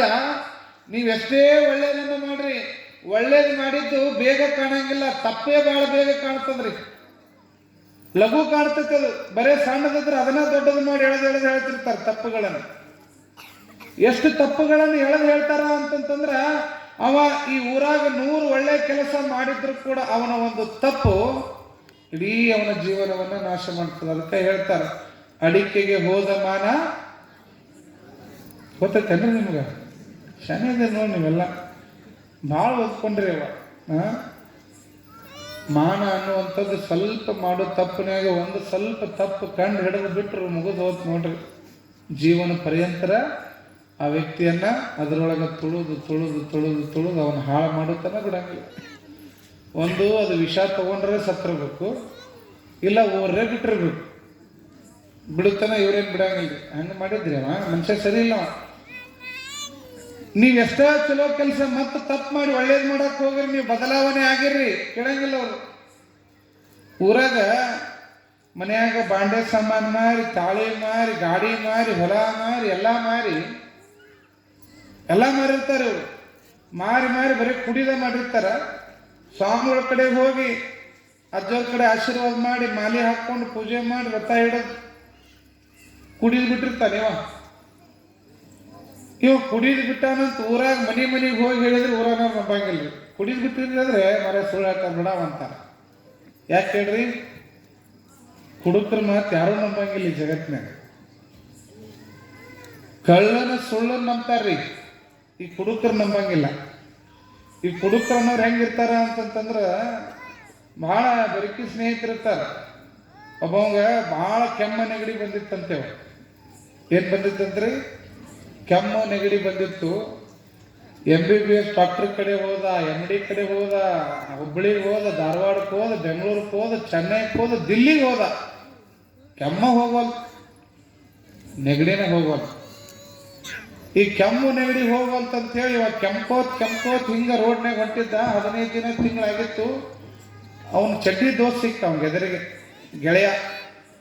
ಆ ಗೆಳೆಯ ಸಿಕ್ಕ ಮೇಲೆ ಆ ಗೆಳೆಯ ಕೇಳಿದ, ಯಾಕೆ ದೋಸ್ತ್ ಭಾಳ ಕೆಮ್ಮಕತ್ತಿಯಲ್ಲ, ಯಾಕೆ ಏನಾಗೈತಿ, ಏನು ಮಾಡೋದು? 15-20 ದಿನ ಆತ್ಪ, ಕೆಮ್ಮಿ ಸಾಕಾಗೈತಿ, ಎಲ್ಲ ಗುಳಿಗೆ ಅದು ದವಾಖಾನೆ ಅದು ಎಲ್ಲ ಡಾಕ್ಟರ್ ಆದರು, ಏನು ಮಾಡಿದ್ರು ಕೆಮ್ಮ ಹೋಗುವಲ್ತಂದು ಇವ. ಅದಕ್ಕೆ ಇವ ಕಿಶೆದಾಗ ಒಂದು ಬಾಟ್ಲಿ ತೆಗೆದ ಸಣ್ಣದು, ಯಾವುದು ಗೊತ್ತಲ್ಲ ನೀವು, ಈಗ ನೆನಪು ಮಾಡೋದು ಭಾಳ ಕಷ್ಟ, ನೆನಪಾಗ ಹೋಗೋ ಮ್ಯಾಲ ಕಂಪ್ನಿನೂ ಅದಾವೆ. ಈ ಟೈಮ್ನಾಗ ನೆನಪು ಮಾಡೋದು ಅಜ್ಜರ್ ನೆನಪು ಮಾಡ್ರಿ ತಡಿ ಅಂತ ಹೋಗಿ ಬರೋರು ಅದಾರ ಮಕ್ಕಳು. ಅವ ತೆಗೆದು ಹಿಂಗೆ ತಗೋ ಇದನ್ನ ದಿನ ಮುಂಜಾನೆ ಒಂದು 6 ಬೂಚ, ಸಂಜೆಗೆ ಒಂದು 6 ಬೂಚ್ ತಗೋ ಇದನ್ನು ಲೋಟದಾಗ ಹಾಕ್ಕೊಂಡು 3 ದಿನದಾಗ ಹೋಗ್ತೈತಿ ನಿನ್ನ ಕೆಮ್ಮ ಅಂದ. ಅವ ಸ್ವಲ್ಪ ಓದಿದಾನಿದ್ದ ಹುಡುಗ, ಈ ಬುದ್ಧಿಗಡಿದಿಲ್ಲ. MBBS ಡಾಕ್ಟ್ರ್ ಕಡೆ ಹೋಗಿ, MD ಡಾಕ್ಟ್ರ್ ಕಡೆ ಹೋಗಿ, ಅವ್ರು ಕೊಟ್ಟು ಔಷಧ ಕಡಿಮೆ ಆಗಿಲ್ಲ, ಈ ದಾರು ಕುಡಿದ್ರೆ ಕಡಿಮೆ ಆಗ್ತೈತೆ, ಹೋಗಂಗಿಲ್ಲ ನಡಿ ಅಂತ ಅವಾಗ ಇವ ಏನು ಅನ್ಬೇಕು, ಏನದಿಲ್ಲ ನೀನು ಇದನ್ನು ಕುಡಿಯಾಕತ್ತಾಗ ನನ್ನ ಹೊಲ ಹೋಗಿತ್ತು, ನನ್ನ ಹೆಂಡ್ತಿ ಹೋಗ್ಯಾಳ, ನಂದು ಮನೆ ಹೋಗೈತಿ, ನಂದು ರೊಕ್ಕ ಹೋಗೈತಿ, ನಂದು ಬಂಗಾರ ಹೋಗೈತಿ, ಇನ್ನು ನಂದು ಕೆಮ್ಮು ಹೋಗಂಗಿಲ್ಲ ತಗೋ ಅಂದವ. ನೋಡ್ರಿ ಏನು ಮಾಡ್ತೀರಿ, ಅದನ್ನು ಕುಡಿಯಾಕತ್ತಾನ, ಹೊಲ ಮನೆ ಎಲ್ಲ ಹೋಗೈತಿ, ನಿನ್ನ ಕೆಮ್ಮು ಹೋಗಂಗಿಲ್ಲ ನಂದಂತು. ನೋಡಿ ಇಂಥವ್ರು ಅದಾರ ಬುದ್ಧಿ ಹೇಳೋರು, ಇವರು ಜ್ಞಾನಿಗಳು. ಬಹುಶಃ ಇಂಥ ಜ್ಞಾನಿಗಳು ಊರಿಗೆ 4 ಮಂದಿ ಇರ್ತಾರೆ, ಮತ್ತು ಅವ್ರ ಬೆನ್ನ ತೆಗಿತೀರಿ ನೀವು. ಎಷ್ಟೋ ಮಂದಿ ಬಾವಿಗೆ ದುಗಿ ಶಾಲಾ ನೋಡೋ ಮಂದಿ ಐತ್ರಿ ಅವ, ಏನ್ರಿ? ಮನುಷ್ಯನ ಜೀವನದೊಳಗೆ ಬಾವಿಗೆ ದುಗಿಸಿ ಆಳ ನೋಡೋ ಮಂದಿ ಐತಿ. ಅದಕ್ಕೆ ಏನೇ ಇರಲಿ, ಯಾವುದು ಸರಿ ಯಾವುದು ತಪ್ಪು ಅನ್ನುವಂಥದ್ದು ನಿಮ್ಮ ವಿವೇಚನೆಗೆ ಬಿಟ್ಟಿದ್ದವು. ಸುಮ್ಮನೆ ಯಾರೋ ಹೇಳ್ತಾರ ಮಾಡ್ತಾರ ಅಂತ ಹೇಳಿ ನುಗ್ಗುವುದಲ್ಲ, ಅದು ಮಾಡಿದ್ರೆ ಸರಿ ಆಗ್ತಿತ್ತೋ ತಪ್ಪಾಗ್ತಿತ್ತು ಅನ್ನುವಂಥ ಆಲೋಚನೆ ನಿಮ್ಮೊಳಗೆ ಬರ್ಬೇಕು. 10 ಸಾರಿ ವಿಚಾರ ಮಾಡ್ಬೇಕು. ಒಂದು ಹೆಜ್ಜೆ ಇಡಬೇಕಾದ್ರೆ 10 ಸಾರಿ ವಿಚಾರ ಮಾಡ್ಬೇಕು. ಒಂದು ಕೆಲಸಕ್ಕೆ ಕೈ ಹಾಕ್ಬೇಕಾದ್ರೆ 10 ಸಾರಿ ವಿಚಾರ ಮಾಡ್ಬೇಕು. ಅದಕ್ಕೆ ಹೇಳ್ತಾರೆ, ಯಾವುದೋ ಒಂದು ಕೆಲಸ ಮಾಡ್ಬೇಕಾದ್ರೆ 100 ಮಂದಿ ಕೂಡ ಚರ್ಚೆ ಮಾಡ್ಬೇಕಂತ, ತೀರ್ಮಾನವನ್ನ ಒಬ್ಬರೇ ತಗೋಬೇಕಂತ. ನೀವು 10 ಮಂದಿಗೆ ಮಾತು ಕೇಳಕ್ಕೆ, 10 ಮಂದಿಗೆ ಮನೆ ತೋರ್ಸಕ್ಕೆ ಕರೆದಿರ್ತೀರಿ, ಒಬ್ಬ ಬರ್ತಾನ, ಮನೆ ಭಾಳ ಚಂದ ಐತಿ, ಈ ಏನು ಈಶಾನ್ಯ ಮೂಲಿಗೆ ಇಟ್ಟಿಯಲ್ಲ, ಈ ಬಾಗಿಲ ಇಲ್ಲಿ ಇರಬಾರ್ದು, ಇದನ್ನ ಈ ಕಡೆ ಕಿತ್ತು ನಾಳೆ ಈ ಕಡೆ ಹಚ್ಚಿ ತಡಿ ಅಂತ ಕಿತ್ತು ಹಚ್ತಾನ. ಮರ್ದಿನ ಇನ್ನೊಬ್ಬ ಬರ್ತಾನ, ಅವ ಬಂದವ ಈ ದೇವ್ರ ಮನೆ ಬಾಗಿಲಿತ್ತಲ್ಲ, ಇದು ಪೂರ್ವಕ್ಕಾಗದ್ ಬೇಡ, ಪಶ್ಚಿಮಕ್ಕಾಗಬೇಕು, ಈ ಕಡೆ ತಿರುಗಿಸ್ತದನ ಅಂತ. ನೀವು ಯಾರ್ಯಾರು ಕರ್ಕೊಂಡು ಹೋಗ್ತಿರಲ್ಲ ಏನ್ರವ, ಎಲ್ಲರೂ ಒಂದೊಂದು ಬುದ್ಧಿ ಹೇಳೋರ. ಈಗ ನೀವು ಯಾವ್ದಾರ ದವಾಖಾನಿಗೆ ಹೋಗ್ರಿ, ನೀವು ಯಾವುದೋ ದವಾಖಾನಿಗೆ ಹೋಗ್ರಿ, ನೀವು ಆರಾಮ ಇರ್ತೀರಿ, ಹೋಗಿ ಅವ್ರ ಮುಂದೆ ಕೆಮ್ಮಿದಂಗೆ ಮಾಡಿ, ಸಾಹೇಬ್ರ ಭಾಳ ತ್ರಾಸ ಆಗತೈತ್ರಿ, ಭಾಳ ನೋವು ಆಗಕತ್ತೈತ್ರಿ ಅಂಡ್ರಿ ನೀವು. ಅವ್ರೇನಾರು ನಾಡಿ ಮುಟ್ಟಿ ತೆತ್ತಸ್ಕೋಪ್ ಬಿಟ್ಟು ನೀ ಆರಾಮದಿ ಅಂತ ಹೇಳಂಗಿಲ್ಲ. ಅವ್ರು ಬಡ ಏನು ಮಾಡ್ತಾರೆ, ಗುಳಿಗೆ ಬರೋದು ಕೊಡ್ತಾರೆ. ನೀವು ಆ ಗುಳಿಗೆ ತಗೊಂಡು ಆರಾಮಿದ್ರು ಕೂಡ ನೀವು ಯಾವುದೋ ದವಾಖಾನಿಗೆ ಹೋಗ್ರಿ, ನೀವು ಯಾರ ಕಡೆನೂ ಹೋಗ್ರಿ, ಅವ್ರ ಕಡೆ ಹೋದಾಗ ನಿಮ್ಮ ಸಮಸ್ಯೆಗೆ ಅವ್ರು ಪರಿಹಾರ ಹೇಳಿಲ್ಲ ಅಂತಂತಂದ್ರೆ ಡಾಕ್ಟರ್ ಸರಿ ಇಲ್ಲಿ ಕೂಡ ಓದಿಲ್ಲ, ಅದಕ್ಕೆ ಏನೂ ಕೊಟ್ಟಿಲ್ಲ ಅಂತೀರಿ ನೀವು. ಯಾವ್ದಾರ ಮಠಕ್ಕೆ ಹೋದಾಗ ಸ್ವಾಮಿಗಳು ಏನು ನಿಂಬೆಯನ್ನು ದಾರ ಪಾರ ಮಾಡಲಿಲ್ಲ ಅಂದ್ರೆ ಸ್ವಾಮಿಗಳು ಏನು ಓದಿಲ್ಲ ಕೂಡ ಅವ್ರು ಹಂಗೆ ಕಳಿಸಿದ್ರು ನಮಗೆ. ನಿಮ್ಗೆ ದೊಡ್ಡ ಕುಂಬಳಕಾಯಿ, ದೊಡ್ಡ ತೆಂಗಿನಕಾಯಿ, ಆ ಮಂತ್ರ ಈ ಮಂತ್ರ ಬರೋದು, ದೊಡ್ಡ ಪೂಜೆ ಖರ್ಚು ಮಾಡೋ ಹೇಳಿದ್ರೆ ಅಜ್ಜರು ಭಾಳ ಚಲೋ ಅದಾರ, ಭಾಳ ಓದ್ಯಾರ ಅಂತಾರೆ. ಅದಕ್ಕೆ ಕಡಿಮೆ ಇದ್ರೆ ಖರ್ಚಾಗೋದು ಹೇಳಿದ್ರೆ ಸ್ವಾಮಿಗಳು ಭಾಳ ಓದಿಲ್ಲ, ಅವ್ರು ಏನು ತಿಳ್ಕೊಂಡಿಲ್ಲ ಅಂತ ಅವ್ರಿಗೆ ಬೈದು ಬರ್ತೀರಿ. ಹಂಗಾಗಿ ಸಮಾಜದೊಳಗೆ ಯಾವುದೇ ಕೆಲಸ ಆಗಲಿ, ಯಾವುದೋ ಒಂದು ನಂಬೋದೈತಲ್ಲ, ಬಹಳ ಅಚಲವಾಗಿ ನಂಬಿಕೆಯನ್ನು ಇಡೋದ್ರ ಮತ್ತೆ ಅದನ್ನು ವಿಚಾರ ಮಾಡುವಂಥ ಅವಲೋಕನೂ ಕೂಡ ಇರಬೇಕು. ಅದು ಅನುಭವ ಮಂಟಪದಲ್ಲಿ ಚರ್ಚೆ ಆಗ್ತಿತ್ತು. ಅವ್ರು ಹೇಳಿದ್ದು ಇವ್ರು ಹೇಳಿದ್ದು ಚರ್ಚೆ ಆಗ್ತಿರ್ಲಿಲ್ಲ, ಅವರವರ ಜೀವನದಲ್ಲಿ ನಡೆದಂಥ ಘಟನೆಗಳನ್ನು ಅನುಭವ ಮಂಟಪದೊಳಗೆ ಚರ್ಚೆ ಮಾಡ್ತಿದ್ದರು. ಎಂತೆಂಥ ಬುದ್ಧಿಗೇಡಿಗಳು ಇರ್ತಾರ ಈ ಜಗತ್ತಿನಾಗ ಅಂತಂದ್ರೆ, ಅತಿಯಾದ ಬುದ್ಧಿವಂತರು. ಒಬ್ಬವ ರೈತ ಹೊಲಕ್ಕೆ ಹೋಗ್ಬೇಕು ಅಂತ ಹೇಳಿ ಕುಡುಗೋಲ್ ನೋಡಿರಲ್ಲ, ಕುಡುಗೋಲ್ ತಗೋಬೇಕು. ದಿನ ಮುಂಜಾನೆ ಹೊತ್ತ 7 ನಶಿಕ್ನಾಗ ಎದ್ದು ಹೋಗ್ತಿದ್ದವ. ಆ ಕುಡುಗೋಲ ಎತ್ತಿನ ಗಾಡಿಯಾಗ ಇಟ್ಟು ಹೋಗವ ದಿನ ಎದ್ದು ಕೂಡಲೇ ಕೊಳ ಕಟ್ಕೊಂಡು. ಅವತ್ತು 5 ಗಂಟೆಗೆ ಹೋಗಬೇಕಾದ ರೈತ 11 ಗಂಟೆಗೆ ಹೋದ ಹೊಲಕ್ಕೆ. ಹೊಲದಾಗ ಹೋಗಿ ಆ ಕುಡುಗೋಲ್ ಮುಡ್ತಾನ. ಬಿಸಿಲಿಗೆ ಏನಾಗ್ಬಿಟ್ಟಿರ್ತದೆ, ಕೆಬ್ಬಣ ಕಾದ್ಬಿಟ್ಟೈತಿ. ಒಂದು ಕೆಬ್ಬಣ ಕಾದೈತಿ, ಕುಡುಗೋಲಕ್ಕೆ ಜ್ವರ ಬಂದೈತಿ ಅಂದವ. ಏನು ಬಂದೈತಿ ಅಂದ? ಜ್ವರ ಬಂದವ ಅಂದ. ತಗೊಂಡು ಎಲ್ಲಿ ಹೋದ್ರಿ ಅವ? ದವಾಖಾನಿಗೆ ಹೋದ. ಈ ಹಳ್ಳ್ಯಾಗ ಮಂದಿಗೆ ಅಡಮುಟ್ಟ ಡಾಕ್ಟರ್ಗಳ ಸಿಕ್ಕಿರ್ತಾರ. ಅಂಥವ್ರ ಪಾಡ್ರಿ, ಚಂದ ಹೇಳಿದ್ರೆ ಅವ್ರಿಗೆ ಯಾರು ತಗಂಗಿಲ್ಲ. ಇವ ಕುಡುಗೋಲು ತಗೊಂಡೋಗ್ಯಾನ ಡಾಕ್ಟರ್ ಕಡೆ.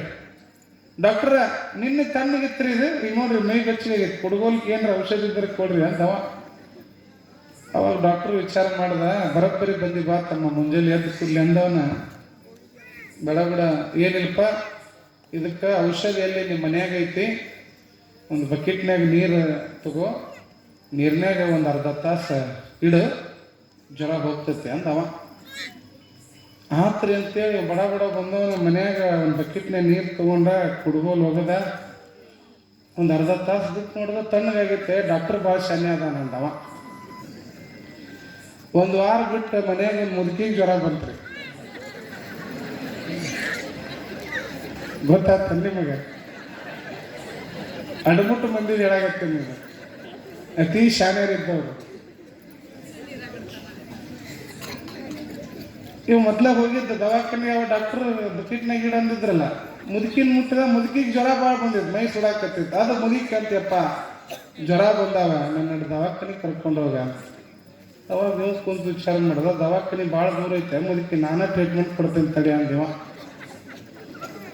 ನೀ ಕೊಡ್ತೀಯ ತಮ್ಮ, ನೀ ಓದಿಯ, ನೀ ಕುಡಿದು ಕೊಡ್ತೀಯ? ಸುಮ್ಮನೆ ನಾ ಜ್ವರ ಕಡಿಮೆ ಮಾಡ್ತೀನಿ ಅಂದವನ್ನ ಬಡ ಏನು ಮಾಡ್ಬೇಕು? ಕುಡುಗೋಲಿಗೆ ಸಣ್ಣ ಬಕ್ರಿ ತೊಗೊಂಡಿದ್ದ, ಮುದುಕಿಗೆ ದೊಡ್ಡ ಆಟೆ ತಗೊಂಡ. ನಿಮಗೆ ಹೇಳ್ತೀನಿ, ಮುದುಕಿನ ಕೈಕಾಲು ಕಟ್ಟಿ ಆ ಮಾತ ಹಂಡೆದಾಗ ನೀರನ್ನೇ ಮುಳುಗಿಸ್ಬಿಟ್ಟ. ಅದು ಮುದುಕಿ ಅಪ್ಪ ಕೊಂದಿಯ ನನ್ನಂತ ಒದರ್ತೈತೆ. ಸುಮ್ಮನೆ ನಾ ಟ್ರೀಟ್ಮೆಂಟ್ ಕೊಡ್ತೀನಿ ಅಂದಿದ್ದ ಪಾಪ ಕಸು ಇಲ್ಲಿ ನೋಡ್ರಿ, ಅದಕ್ಕೆ ಕೈಕಾಲು ಕಟ್ಟಿ ಅರ್ಧ ತಾಸು ಹಂಡೆದಾಗ ಹೋಗೋದು ಮ್ಯಾಲೆ ಎತ್ತಾನ, ಮುದುಕಿ ಸತ್ತ ಬಿಟ್ಟಿತ್ತು. ಅದು ಅವಾಗ ಮುಟ್ಟದ, ಈಗ ತಣ್ಣಗಾಗೈತೆ ನೋಡಿ, ಆರಾಮಾಯ್ತು ಅಂದ. ಆರಾಮಾದ್ರೆ ಮುದುಕಿನೇ ಇಲ್ಲ, ಅಲ್ಲಿ ತಣ್ಣಗಾಗಿಬಿಟ್ಟೈತೆ, ಮೈಯೆಲ್ಲ ಸತ್ತ ಹೋಗಿತ್ತು. ಅದು ಹಂಗೆ ಇಂಥ ಅಡಮುಟ್ಟು ಮಂದಿ ಊರಿಗೆ ಒಬ್ಬೊಬ್ರು ಇಬ್ಬಿಬ್ರು ಸಿಗ್ತಾರ. ಅಂಥವ್ರು ಬೆನ್ನು ಹತ್ತಿ ಹೋಗಿರಿ, ಮತ್ತು ಜೀವನೆಲ್ಲ ಏನಾಗ್ತದ್ರಿ ಅವ? ಏನಾಗ್ತದ? ಹಳ್ಳ ಹಿಡಿತದೆ. ಅದಕ್ಕೆ ಪ್ರತಿಯೊಂದು ಕೂಡ ಈ ಶರಣರು ಯಾಕೆ ಅನುಭವ ಮಂಟಪ ಅಂತಕ್ಕಂಥದ್ದು ಬಸವಣ್ಣ ಚರ್ಚೆಗೆ ಈಡು ಮಾಡಿದ ಅಂತಂದ್ರೆ, ಅವರವರ ಜೀವನದಲ್ಲಿ ನಡೀತಕ್ಕಂಥ ಘಟನೆಗಳನ್ನು ಅಲ್ಲಿ ಒಬ್ಬೊಬ್ಬರು ಎದ್ದು ನಿಂತು ಹೇಳೋದು. ನನಗಿಂಥ ಅನುಭವ ಆಯ್ತು, ನನಗಿಂಥದ್ದಲ್ಲಿ ಅನಿಸ್ತು. ಹಂಗಾರೆ ಆ ವಿಷಯಕ್ಕೆ ಉಳಿದವರೆಲ್ಲ ಏನು ಚರ್ಚೆ ಮಾಡ್ತಿದ್ರು? ಇದೆಲ್ಲ ಅವಿಭಕ್ತ ಕುಟುಂಬಗಳಲ್ಲಿ ಬಹಳ ಅನುಕರಣೆ ಆಗ್ತೈತ್ರಿ. ಮೊದಲೆಲ್ಲ ತುಂಬ ಕುಟುಂಬ, ಕಾಕ, ಚಿಕ್ಕಪ್ಪ, ದೊಡ್ಡಪ್ಪ, ತಂಗಿ ಮಕ್ಕಳು, ಅಕ್ಕನ ಮಕ್ಕಳು, ತಮ್ಮನ ಮಕ್ಕಳು, ತಂಗಿ ಮಗಳು, ಕಾಕ, ಪೌಣೆ, ಹಿಂಗೆಲ್ಲ ಒಂದೊಂದು ಮನೆಯಾಗ 30-40 ಮಂದಿ ಇರ್ತಿದ್ರು. ಅವಕ್ಕೆ ಅವಿಭಕ್ತ ಕುಟುಂಬ ಅಂತ ಕರಿತಿದ್ರು. ಈಗ ಏನಾಗ್ಯಾವ್ರಿ, ಮನೆಗೆ ಒಂದ ಸಾಕಂತ ಗಂಡ ಹೆಂಡತಿ, ಮನ್ಯಾಗ 1-2 ಅಷ್ಟ. ಇದು ವಿಭಕ್ತಿ ಕುಟುಂಬಗಳಾದವು ಈಗೆಲ್ಲ. ಈ ಅವಿಭಕ್ತ ಕುಟುಂಬ ಮತ್ತು ವಿಭಕ್ತಿ ಕುಟುಂಬಗಳಿಗೆ ಬಹಳ ವ್ಯತ್ಯಾಸ ಅದ. ಹಿಂದಕ್ಕೆಲ್ಲ ಕೂಡಿದ್ದ ಕುಟುಂಬದೊಳಗ ಮನುಷ್ಯನಿಗೆ ತನ್ನಿಂದ ತಾನ ಅನುಭವ ಬರ್ತಿತ್ತು. ನೋಡಿರ್ಬೇಕಾದ್ರೆ ಮನೆಯೊಳಗೆ ಒಬ್ಬ ಸಂಗೀತ ಕಲ್ತಾವ ಇದ್ದಪ್ಪ ಅಂದ್ರೆ ದಿನ ಹಾಡ್ಕೊಂತ ಇರ್ತಿದ್ದ ಅಂದ್ರ, ಆ ಮನೆಯಾಗ ಕೂಸುಗಳು ದಿನ ಹಾರ್ಮೋನಿಯಂ ಮೇಲೆ, ತಬಲಾ ಮೇಲೆ ಕೈ ಇಟ್ಕೊಂತ ಅವು ಸಂಗೀತಗಾರ ಆಗ್ತಿದ್ದ. ಯಾವ ಮನೆಯೊಳಗೆ ರೈತ ಇರ್ತಿದ್ದ, ರೈತನ ಜೊತೆಗೆ ದಿನ ಕೂಸು ಹೊಲಕ್ಕೆ ಕರ್ಕೊಂಡು ಹೋಗಿ ಎತ್ತು ಹಿಡಿದು ಹಲೆ ಅನ್ನೋದು, ಹೊಡಿದು ಮಡಿದು ನೋಡಿ ಅವು ಕೂಡ ಮಕ್ಕಳು ಅವನೇ ಕಲಿತಿದ್ರು. ಇದು ಅವಿಭಕ್ತ ಕುಟುಂಬಗಳಲ್ಲಿ ನಡೀತಿತ್ತು. ಮೊನ್ನೆ ಒಂದು ಹುಬ್ಬಳ್ಳಿಯಾಗ ಒಂದು ಕಾಲೇಜಿಂದ ಸೆಮಿನಾರ್ ನಡೆದಿತ್ತು. ಈ ವಿದ್ಯಾರ್ಥಿಗಳ ಸೆಮಿನಾರ್ ನಡೆದಾಗ ನಾನೊಂದು ಪ್ರಶ್ನೆ ಕೇಳಿದೆ. ಅವಿಭಕ್ತ ಕುಟುಂಬ ಅಂತಂದ್ರೆ, ವಿಭಕ್ತಿ ಕುಟುಂಬ ಅಂದ್ರೆ ಏನು ಹೇಳ್ರಿ ನೋಡೋನು, ಅವಿಭಕ್ತ ಕುಟುಂಬ ಅಂದ್ರೆ ಯಾರಿಗಾರ ಗೊತ್ತೇನು ಅಂತಂತಂದ್ರೆ, ಅವಾಗ ಅಕ್ಕಿ ಅಂದ್ರೆ ಒಬ್ಬ ಕುಡಿಗೆ ಅಜ್ಜಿ ಅಂತ ಹೇಳಿದ್ವಿ. ಅಜ್ಜರ ಗಂಡ ಹೆಂಡತಿ ಕೂಡಿ ಬಾಳೆ ಮಾಡೋದು ಅವಿಭಕ್ತ ಕುಟುಂಬ ಅಂದ್ಲಕ್ಕೆ ಶಬಾಷನ್. ನಾನು ಅಂದ್ರೆ ಈ ಗಂಡ ಹೆಂಡತಿ ಕೂಡಿ ಬಾಳೆ ಮಾಡೋದ ಕಷ್ಟ ಆಗೈತಿ. ಮುಂಜಾನೆ ಮದುವೆ, ಸಂಜೆಗೆ ಡೈವರ್ಸ. ಆ ಡೈವರ್ಸ್ ಅಂತ ಕಂಡು ಹಿಡಿದವ್ ಸಿಗಬೇಕಾಗೈತಿ. ನಾನು ಎಲ್ಲದ ನಾನು ಹುಡ್ಕಾಕತ್ತೀನಿ, ಸಿಗಲ್ಲ. ಮೊದಲೆಲ್ಲ ಡೈವರ್ಸ್ ಅನ್ನೋದ ಇರಲಿಲ್ಲ. ಈ ಡೈವರ್ಸ್ ಅನ್ನೋದ ಪಟ್ನ ಡೈವರ್ಸ್ ಕೊಟ್ಟ ಬಿಡೋದು, ನೋಟಿಸ್ ಕೊಟ್ಟು ಬರೀ ಸಹಿ ಮಾಡಿದ್ರೆ ಡೈವರ್ಸ್ಗಳಾಗ್ತವೆ. ಹೀಗಾಗಿ ಯಾರು ತುಂಬ ಕುಟುಂಬಗಳಲ್ಲಿ ಬದುಕ್ತಾರೆ ನೋಡ್ರಿ, ಅವರೆಲ್ಲ ಬಹಳ ಸದೃಢರಾಗಿರ್ತಾರ. ಒಬ್ಬೊಬ್ರು ಹೆಣ್ಮಕ್ಳು 10-12 ಮಕ್ಕಳನ್ನ ಹಡಿತಿದ್ರು. ಅವು ಯಾವ್ಯಾವ ಕೂಸುಗಳು ನೋಡ್ರಿ ಅವೆಲ್ಲ ದಷ್ಟಪುಷ್ಟ ಆಗಿರ್ತಿದ್ವು. ಎಲ್ಲ ಮಕ್ಕಳು ಈಗ 1-2 ಹಡಿತಾವೆ. ಯಾವ ಕೂಸುಗಳು ನೋಡ್ರಿ ಕಡ್ಡಿ ಪೈಲ ಅದಂಗೆ ಆಗಿರ್ತಾವೆ. ಅವಕ್ಕೆ ಸರಿಯಾದ ಆಹಾರ ಇರಂಗಿಲ್ಲ, ಸರಿಯಾದ ಜ್ಞಾನ ಇರಂಗಿಲ್ಲ. ಹೀಗಾಗಿ ಯಾವ ವಸ್ತು ನೋಡಿರ್ಬೇಕಾದ್ರೆ ನೀವು ಊರಾಗ ಬಸವಿ ಆಕಳ ಬಸವಿ ದನ ಅಂತ ಇರ್ತಾವಲ್ಲ, ಅವು ಊರಾಗ ಸುಮ್ಮ ಫ್ರೀ ಅಡ್ಡಾಡ್ಕೋ ಅಂತ ಇರ್ತಾವೆ, ಎಷ್ಟು ದಷ್ಟಪುಷ್ಟ ಆಗಿರ್ತಾವ. ಹಂಗ ಮನೆಯೊಳಗ ಯಾವುದೇ ಮಕ್ಕಳಿಗಾಗಲಿ ಮನೆಯಲ್ಲಿ ಬೆಳೀತಕ್ಕಂತಹ ಯುವ ಕುಡಿಗಳಿಗಾಗಲಿ ಬಂಧನಗಳನ್ನು ಹಾಕಬಾರ್ದು. ಅವ್ರನ್ನ ಮುಕ್ತವಾಗಿ ಎಲ್ಲ ರೀತಿಯಾದ ಅನುಭವವನ್ನು ಪಡಿತಕ್ಕಂಥ ಕಷ್ಟಗಳನ್ನು ತಿಳಿಸ್ತಕ್ಕಂಥ ಕೆಲಸ ಮಾಡಬೇಕು. ಭಾಳ ಜನ ತಾಯಂದ್ರೆ ನೋಡಿ, ಅಜ್ಜರ ನನ್ನ ಮಗ ಉಣ್ಣಂಗ ಇಲ್ರಿ, ನನ್ನ ಮಗಳು ಉಣ್ಣಂಗೆ ಇಲ್ರಿ, ಒಂದು ನಿಂಬೆ ಏನು ಮಾಡಿ ಕೊಡ್ರಿ ಅಂತವು. ನಮಗ ಮಠದಾಗ ಉಂಡಿಲ್ಲ ಇಲ್ಲ ಅಂತ ಕೇಳೋರು ಒಬ್ರು ಇರಂಗಿಲ್ಲ. ಇವ್ರ ಮಕ್ಳಿಗೆ ನಾವು ನಿಂಬೆ ಏನು ಮಾಡಿಕೊಡ್ಬೇಕು. ಅದಕ್ಕೆ ನಾ ಹೇಳ್ತೇನೆ ಅವ್ರಿಗೆ, ಯಾವ ಮಗ ಉಣ್ಣಂಗಿಲ್ಲ ಅಂತಾನಲ್ಲ, ಒಂದು 3 ದಿನ ಉಪವಾಸ ಕಡಿಯವ ನೀವು ಒಂದು ರೂಮ್ನಾಗ ಹಾಕಿ, 4ನೇ ದಿನ ಅವನ ಬಂದು ಏನಂತಾನ್ರಿ ಹೊಟ್ಟೆ ಹಸ್ತಾವ ಊಟಕ್ಕೆ ಹಚ್ಕೊಡು ಅಂತ. ಯಾಕೆ ಮಾತು ಹೇಳ್ತೀನಿ ಅಂದ್ರ, ಪ್ರಕೃತಿ ನಿಯಮ ಹೊಟ್ಟೆ ಹಸಿದಾಗ ದೇಹ ಊಟವನ್ನು ಬೇಡ್ತದ, ನೀರಡಿಕೆ ಆದಾಗ ನೀರು ಬೇಡ್ತೈತಿ, ನಿದ್ದೆ ಬಂದಾಗ ನಿದ್ದೆ ಬೇಡ್ತೈತಿ, ಸುಸ್ತಾದಾಗ ಸುಸ್ತಾಗೈತಿ ಕುಂತ್ಕೋ ಅಂತ ಹೇಳ್ತೈತಿ ಮನಸ್ಸು. ಹೀಗಾಗಿ ಅನುಭವ ಬಹಳ ಮುಖ್ಯ ಆಗ್ತದೆ. ಅದಕ್ಕೆ ಮಕ್ಕಳಿಗೆ ಉಣ್ಣು ಅಂತ ಹೇಳಿ ಏನು ತುರುಕ್ತಿರ್ತಾರೆ ನೋಡ್ಬೇಕ್ರಿ. ಅವು ಬಾಯಾಗ ಮೊಮ್ಮ ಅಂತಿರ್ತಾರೆ, ತುನ್ ಹಂಗೆ ತುರುಕೋ ಕುತ್ತಿಗೆ ಮಟ್ಟ ಕೈ ತಿರುಗ್ತಾರಾಗ. ಅವು ಬ್ಯಾಡ ಅಂತಿರ್ತಾವ, ತಿರ್ಸೋದೈತಿ ಮುಖ ಕೊರ್ಸೋದೈತಿ. ಒಬ್ಬಕ್ಕೆ ಮೊನ್ನೆ ಹಾವೇರಿಯಿಂದ ಹೆಣ್ಮಗಳು ಬಂದಾಳ, ಆ ಹುಡುಗ ಮುಂದೆ ಬಂದೈತೆ ಅಂತ ಕೈಯಾಗ ಮೊಸರಿನ ಡಬ್ರಿ ಹಿಡ್ದಾಳ. ಯಾಕೋ ಇಲ್ಲಾಕೆ ಬಂದಿದ್ದೀನಿ ಬಸವೇಶ್ವರ ನಗರದಿಂದ ಅಂದ್ರೆ, ಇಲ್ರಿ ಅಜ್ಜರ ನನ್ನ ಮಗ ಉಣ್ಕೋತ ಬಂದ್ರೆ ಹಂಗೆ ಉಣಿಸ್ಕೋತ ಬಂದೀನಿ ಮತ್ತಲ್ಲ. ಒಂದೊಂದು ಮಕ್ಕಳನ್ನು ಉಣಿಸೋದಂದ್ರೆ ದೊಡ್ಡ ಅರಸಾಹಸ ತಂದೆ ತಾಯಿಗಳಿಗೆ. ಅವೆಲ್ಲ ಊರು ತುಂಬ ಅಡ್ಡಾಡ್ಕೊಂತ ಹೋಗ್ತಾವೆ, ಬೆನ್ನ ಹತ್ತೈತೆ ಉಣ್ಸಾಕ್ ಹೋಗ್ತಾರೆ. ಬಿಟ್ಟು ಬಿಡ್ರಿ ಒಂದು 3 ದಿನ ಉಪವಾಸ. ಹಸಿವಿನ ಪ್ರಜ್ಞೆ, ಯಾವ ಮಗುವಿಗೆ ಹಸಿವಿನ ಪ್ರಜ್ಞೆ ಇರ್ತದೋ ಅವನಿಗೆ ಗೊತ್ತಾಗ್ತದ ಅನ್ನದ ಬೆಲೆ ಏನಂತ ಹೇಳಿ. ಯಾವ ಮಗು ಹಸಿವಿನಿಂದ ನರಳ್ತಾನ ಅವ ಮುಂದೊಂದು ದಿನ ಹಸಿವನ್ನು ಹೆಂಗೆ ತುಂಬ್ಕೋಬೇಕು, ಅನ್ನವನ್ನು ಹೆಂಗೆ ದುಡಿಬೇಕು ಅನ್ನುವಂಥ ಚಿಂತನೆಯನ್ನು ಮಾಡ್ತಾನ. ಅವನೊಳಗ ಬದಲಾವಣೆ ಬರ್ತದ. ಅನ್ನದ ಹಗಲು ಬರೇ ಅವರು ಬೆಂದಿರ್ತಕ್ಕಂಥ ಅನ್ನ ನೋಡಿರ್ತಾರ, ಆದ್ರೆ ಭತ್ತ ಹೆಂಗೆ ಬೆಳೀತದ ಅನ್ನುವಂಥ ವಿದ್ಯೆಯನ್ನು ನೀವು ಕಲಿಸ್ಕೊಟ್ರಂಗಿಲ್ಲ ಅವ್ರಿಗೆ. ಮೊನ್ನೆ ಹೇಳಿದ್ರಲ್ಲ ಬೆಳಗ್ಗೆ ಅಜ್ಜರು, ಈ ದೊಡ್ಡ ದೊಡ್ಡ ಸಿಟಿ ಒಳಗ ಹಾಲು ಎಲ್ಲಿ ಬರ್ತಾವಂದ್ರೆ ಪ್ಯಾಕೆಟ್ನಾಗ ಬರ್ತಾವಂತ ಹೇಳ್ತಾವು. ಅಷ್ಟು ವಿಚಿತ್ರ ಅಧ್ಯಯನ. ಅದಕ್ಕೆ ಶನಿವಾರಕ್ಕೊಮ್ಮೆ ರವಿವಾರಕ್ಕೊಮ್ಮೆ ನಿಮ್ಮ ಮಕ್ಕಳನ್ನ ಇವು ಶಾಲಿ ಬಿಟ್ಟಾವಂತೇಳಿ ಮನ್ಯಾಗ ಮಕ್ಕಳಾಗಿ ಬಿಡೋದು, TV ನೋಡಕ್ ಬಿಡೋದು, ಮೊಬೈಲ್ ಕೊಡೋದು ಮಾಡಕ್ ಹೋಗ್ಬೇಡ್ರಿ. ಕರ್ಕೊಂಡು ಹೋಗ್ರಿ ಒಂದಿಷ್ಟು ಅಡಿಗೆ ಮನ್ಯಾಗ. ತಮ್ಮ ಇದು ರಾಗಿಪ್ಪ, ಇದು ಜೋಳ, ಇದು ಅಕ್ಕಿ. ಜೋಳ ಬೆಳೆಯಕ್ಕೆ ಇಷ್ಟು ದಿನ ಬೇಕು, ಅಕ್ಕಿ ಬೆಳೆಯಕ್ಕೆ ಇಷ್ಟು ದಿನ ಬೇಕು, ರೈತರು ಹಿಂಗೆ ಬೆಳಿತಾರ. ಎಷ್ಟೋ ಹುಡುಗರ ಕೈಯ ನೀವು ರಾಗಿ, ಸಾಸಿವೆ, ಜೀರಿಗೆ ಕೊಡ್ರಿ, ಅವ್ರು ಹೇಳಕ್ ಬರೋಂಗಿಲ್ಲ. ಅವಕ್ಕೆ ಬರೀ ನೀವು ಬಿಸಿ ಮಾಡಿ ಉಣಿಸೋದು ಉಂಡು ಬರೋಬ್ಬರಿ ಪೈಲವನಾಗಿರ್ತಾವ.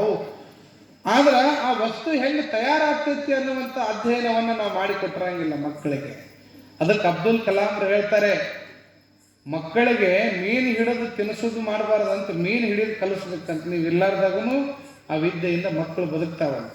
ಅದಕ್ಕಾಗಿ ಇವತ್ತಿನ ಪ್ರವಚನದಲ್ಲಿ ನಿಮಗೊಂದು ಕೊನೆಯ ಮಾತು ಹೇಳೋದೇನು ಅಂತಂತಂದ್ರೆ, ಮಕ್ಕಳಿಗೆ ಆಸ್ತಿಯನ್ನು ಮಾಡುವ ಬದಲಿಗೆ ಮಕ್ಕಳನ್ನೇ ಸಮಾಜಕ್ಕೆ ಆಸ್ತಿಯನ್ನಾಗಿ ಮಾಡುವ ಮಹತ್ತರ ಜವಾಬ್ದಾರಿ ತಂದೆ ತಾಯಿಗಳ ಮೇಲಿದೆ ಅಂತ ಕೆಲಸವನ್ನು ಪ್ರತಿಯೊಬ್ಬ ತಂದೆ ತಾಯಿಗಳು ಮಾಡಬೇಕು ಅನ್ನುವಂಥ ವಿಚಾರವನ್ನು ಹೇಳ್ತಾ, ಹರಳೆಯ ಮತ್ತು ಮಧುವರಸರ ವಿಚಾರ ಎಲ್ಲಿ ಹೋಗೈತಿ? ಅನುಭವ ಮಂಟಪಕ್ಕೆ ಹೋಗೈತಿ. ಯಾವ ಶೀಲವಂತ ಮತ್ತು ಲಾವಣ್ಯ ದಂಪತಿಗಳ ಮದುವೆ ಆಗ್ಯದ. ಈ ಸುದ್ದಿ ಎಲ್ಲಿ ಹೋಗೈತ್ರಿ? ಬಿಜ್ಜಳನ ಕಿವಿಗೆ ಹೋಗಿ ಬಡದೈತಿ. ಹಂಗಾರೆ ಬಿಜ್ಜಳ ಮುಂದೆ ಏನು ಮಾಡ್ತಾನೆ ಮಹಾರಾಜ ಅಂತಕ್ಕಂಥ ವಿಚಾರವನ್ನ ನಾಳೆ ದಿನದ ಪ್ರವಚನದಲ್ಲಿ ನೋಡೋಣ ಅನ್ನುವಂಥ ಮಾತನ್ನು ತಿಳಿಸ್ತಾ, ನಾಳೆ ಬಹಳ ಅದ್ಭುತವಾದಂಥ ಪ್ರವಚನ. ವಿಶೇಷವಾಗಿ ಕಲ್ಯಾಣದ ಕ್ರಾಂತಿ ಹೆಂಗಾತು, ಹೆಂಗೆ ಶರಣರು ಎಲ್ಲ ದಿಕ್ಕುಗಳ ಕಡೆಗೆ ಹೋದ್ರು ಅನ್ನುವಂಥ ವಿಚಾರವನ್ನ ನಾಳೆ ದಿನದ ಪ್ರವಚನದಲ್ಲಿ ನೋಡೋಣ ಅನ್ನುವಂಥ ಮಾತನ್ನು ತಿಳಿಸ್ತಾ, ತಾವೆಲ್ಲ ಮತ್ತೆ ನಾಳೆ ಸರಿಯಾದ ಸಮಯಕ್ಕೆ ಆಗಮಿಸಬೇಕಾಗಿ ವಿನಂತಿಯನ್ನು ಕೂರ್ತಾ ಇವತ್ತು ಆಮಂತ್ರಣ ಪತ್ರಿಕೆಗಳು ಈಗಾಗಲೇ ಬಂದಿದ್ದಾವೆ. ಅದನ್ನು ಇವತ್ತು ವೇದಿಕೆ ಮೇಲೆ ಬಿಡುಗಡೆಯನ್ನು ಮಾಡುವಂಥ ಸಂದರ್ಭ. ಊರಿನ ಹಿರಿಯರು, ಅಂಕಲಿ ಮತ್ತು ಹೆಬ್ಬಾಳದ ಹಿರಿಯರು ವೇದಿಕೆ ಮೇಲೆ ಬರಬೇಕು. ಪರ ಊರಿನ ಭಕ್ತರಿಂದ ಇವತ್ತಿನ ಆಮಂತ್ರಣ ಪತ್ರಿಕೆ ಬಿಡುಗಡೆಯನ್ನು ಮಾಡ್ತಕ್ಕಂಥದ್ದು. ಜೋರಾದ ಚಪ್ಪಾಳೆ. ಕೊನೆಯ 2 ದಿನದ ಪತ್ರಿಕೆ ಎಲ್ಲರ ಮನೆ ಮನೆಗಳಿಗೂ ಮುಟ್ತಾವ ಅಂತ ವ್ಯವಸ್ಥೆನ ನಮ್ಮ ಕಾರ್ಯಕರ್ತರು ಮಾಡಿದ್ದಾರೆ. ಈ ಆಮಂತ್ರಣ ಪತ್ರಿಕೆಯನ್ನ ಹೆಬ್ಬಾಳ ಹಾಗೂ ಅಂಕ್ಲಿ ಸದ್ಭಕ್ತರು ಬಂದು ಬಿಡುಗಡೆಗೊಳಿಸಬೇಕು ಅಂತಕ್ಕಂಥ ವಿನಂತಿಯನ್ನು ಮಾಡ್ತಾ ಇದ್ದೇವೆ. ಜೋರಾದ ಚಪ್ಪಾಳೆಯೊಂದಿಗೆ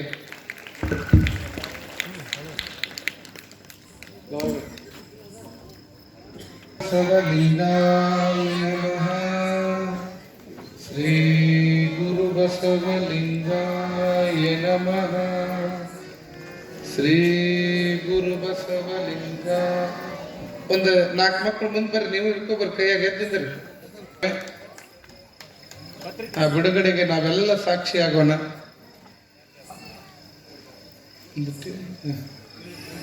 ಮುಂದೆ ಬರ್ರಿ. ಎಸ್, ಈ ಕಡೆ ಬರ್ರಿ, ಸರಿ, ಒಂದು ಫೋಟೋ ಹೊಡಿ. ಇನ್ನ ಈ ಕಡೆ ಬರ್ರಿ.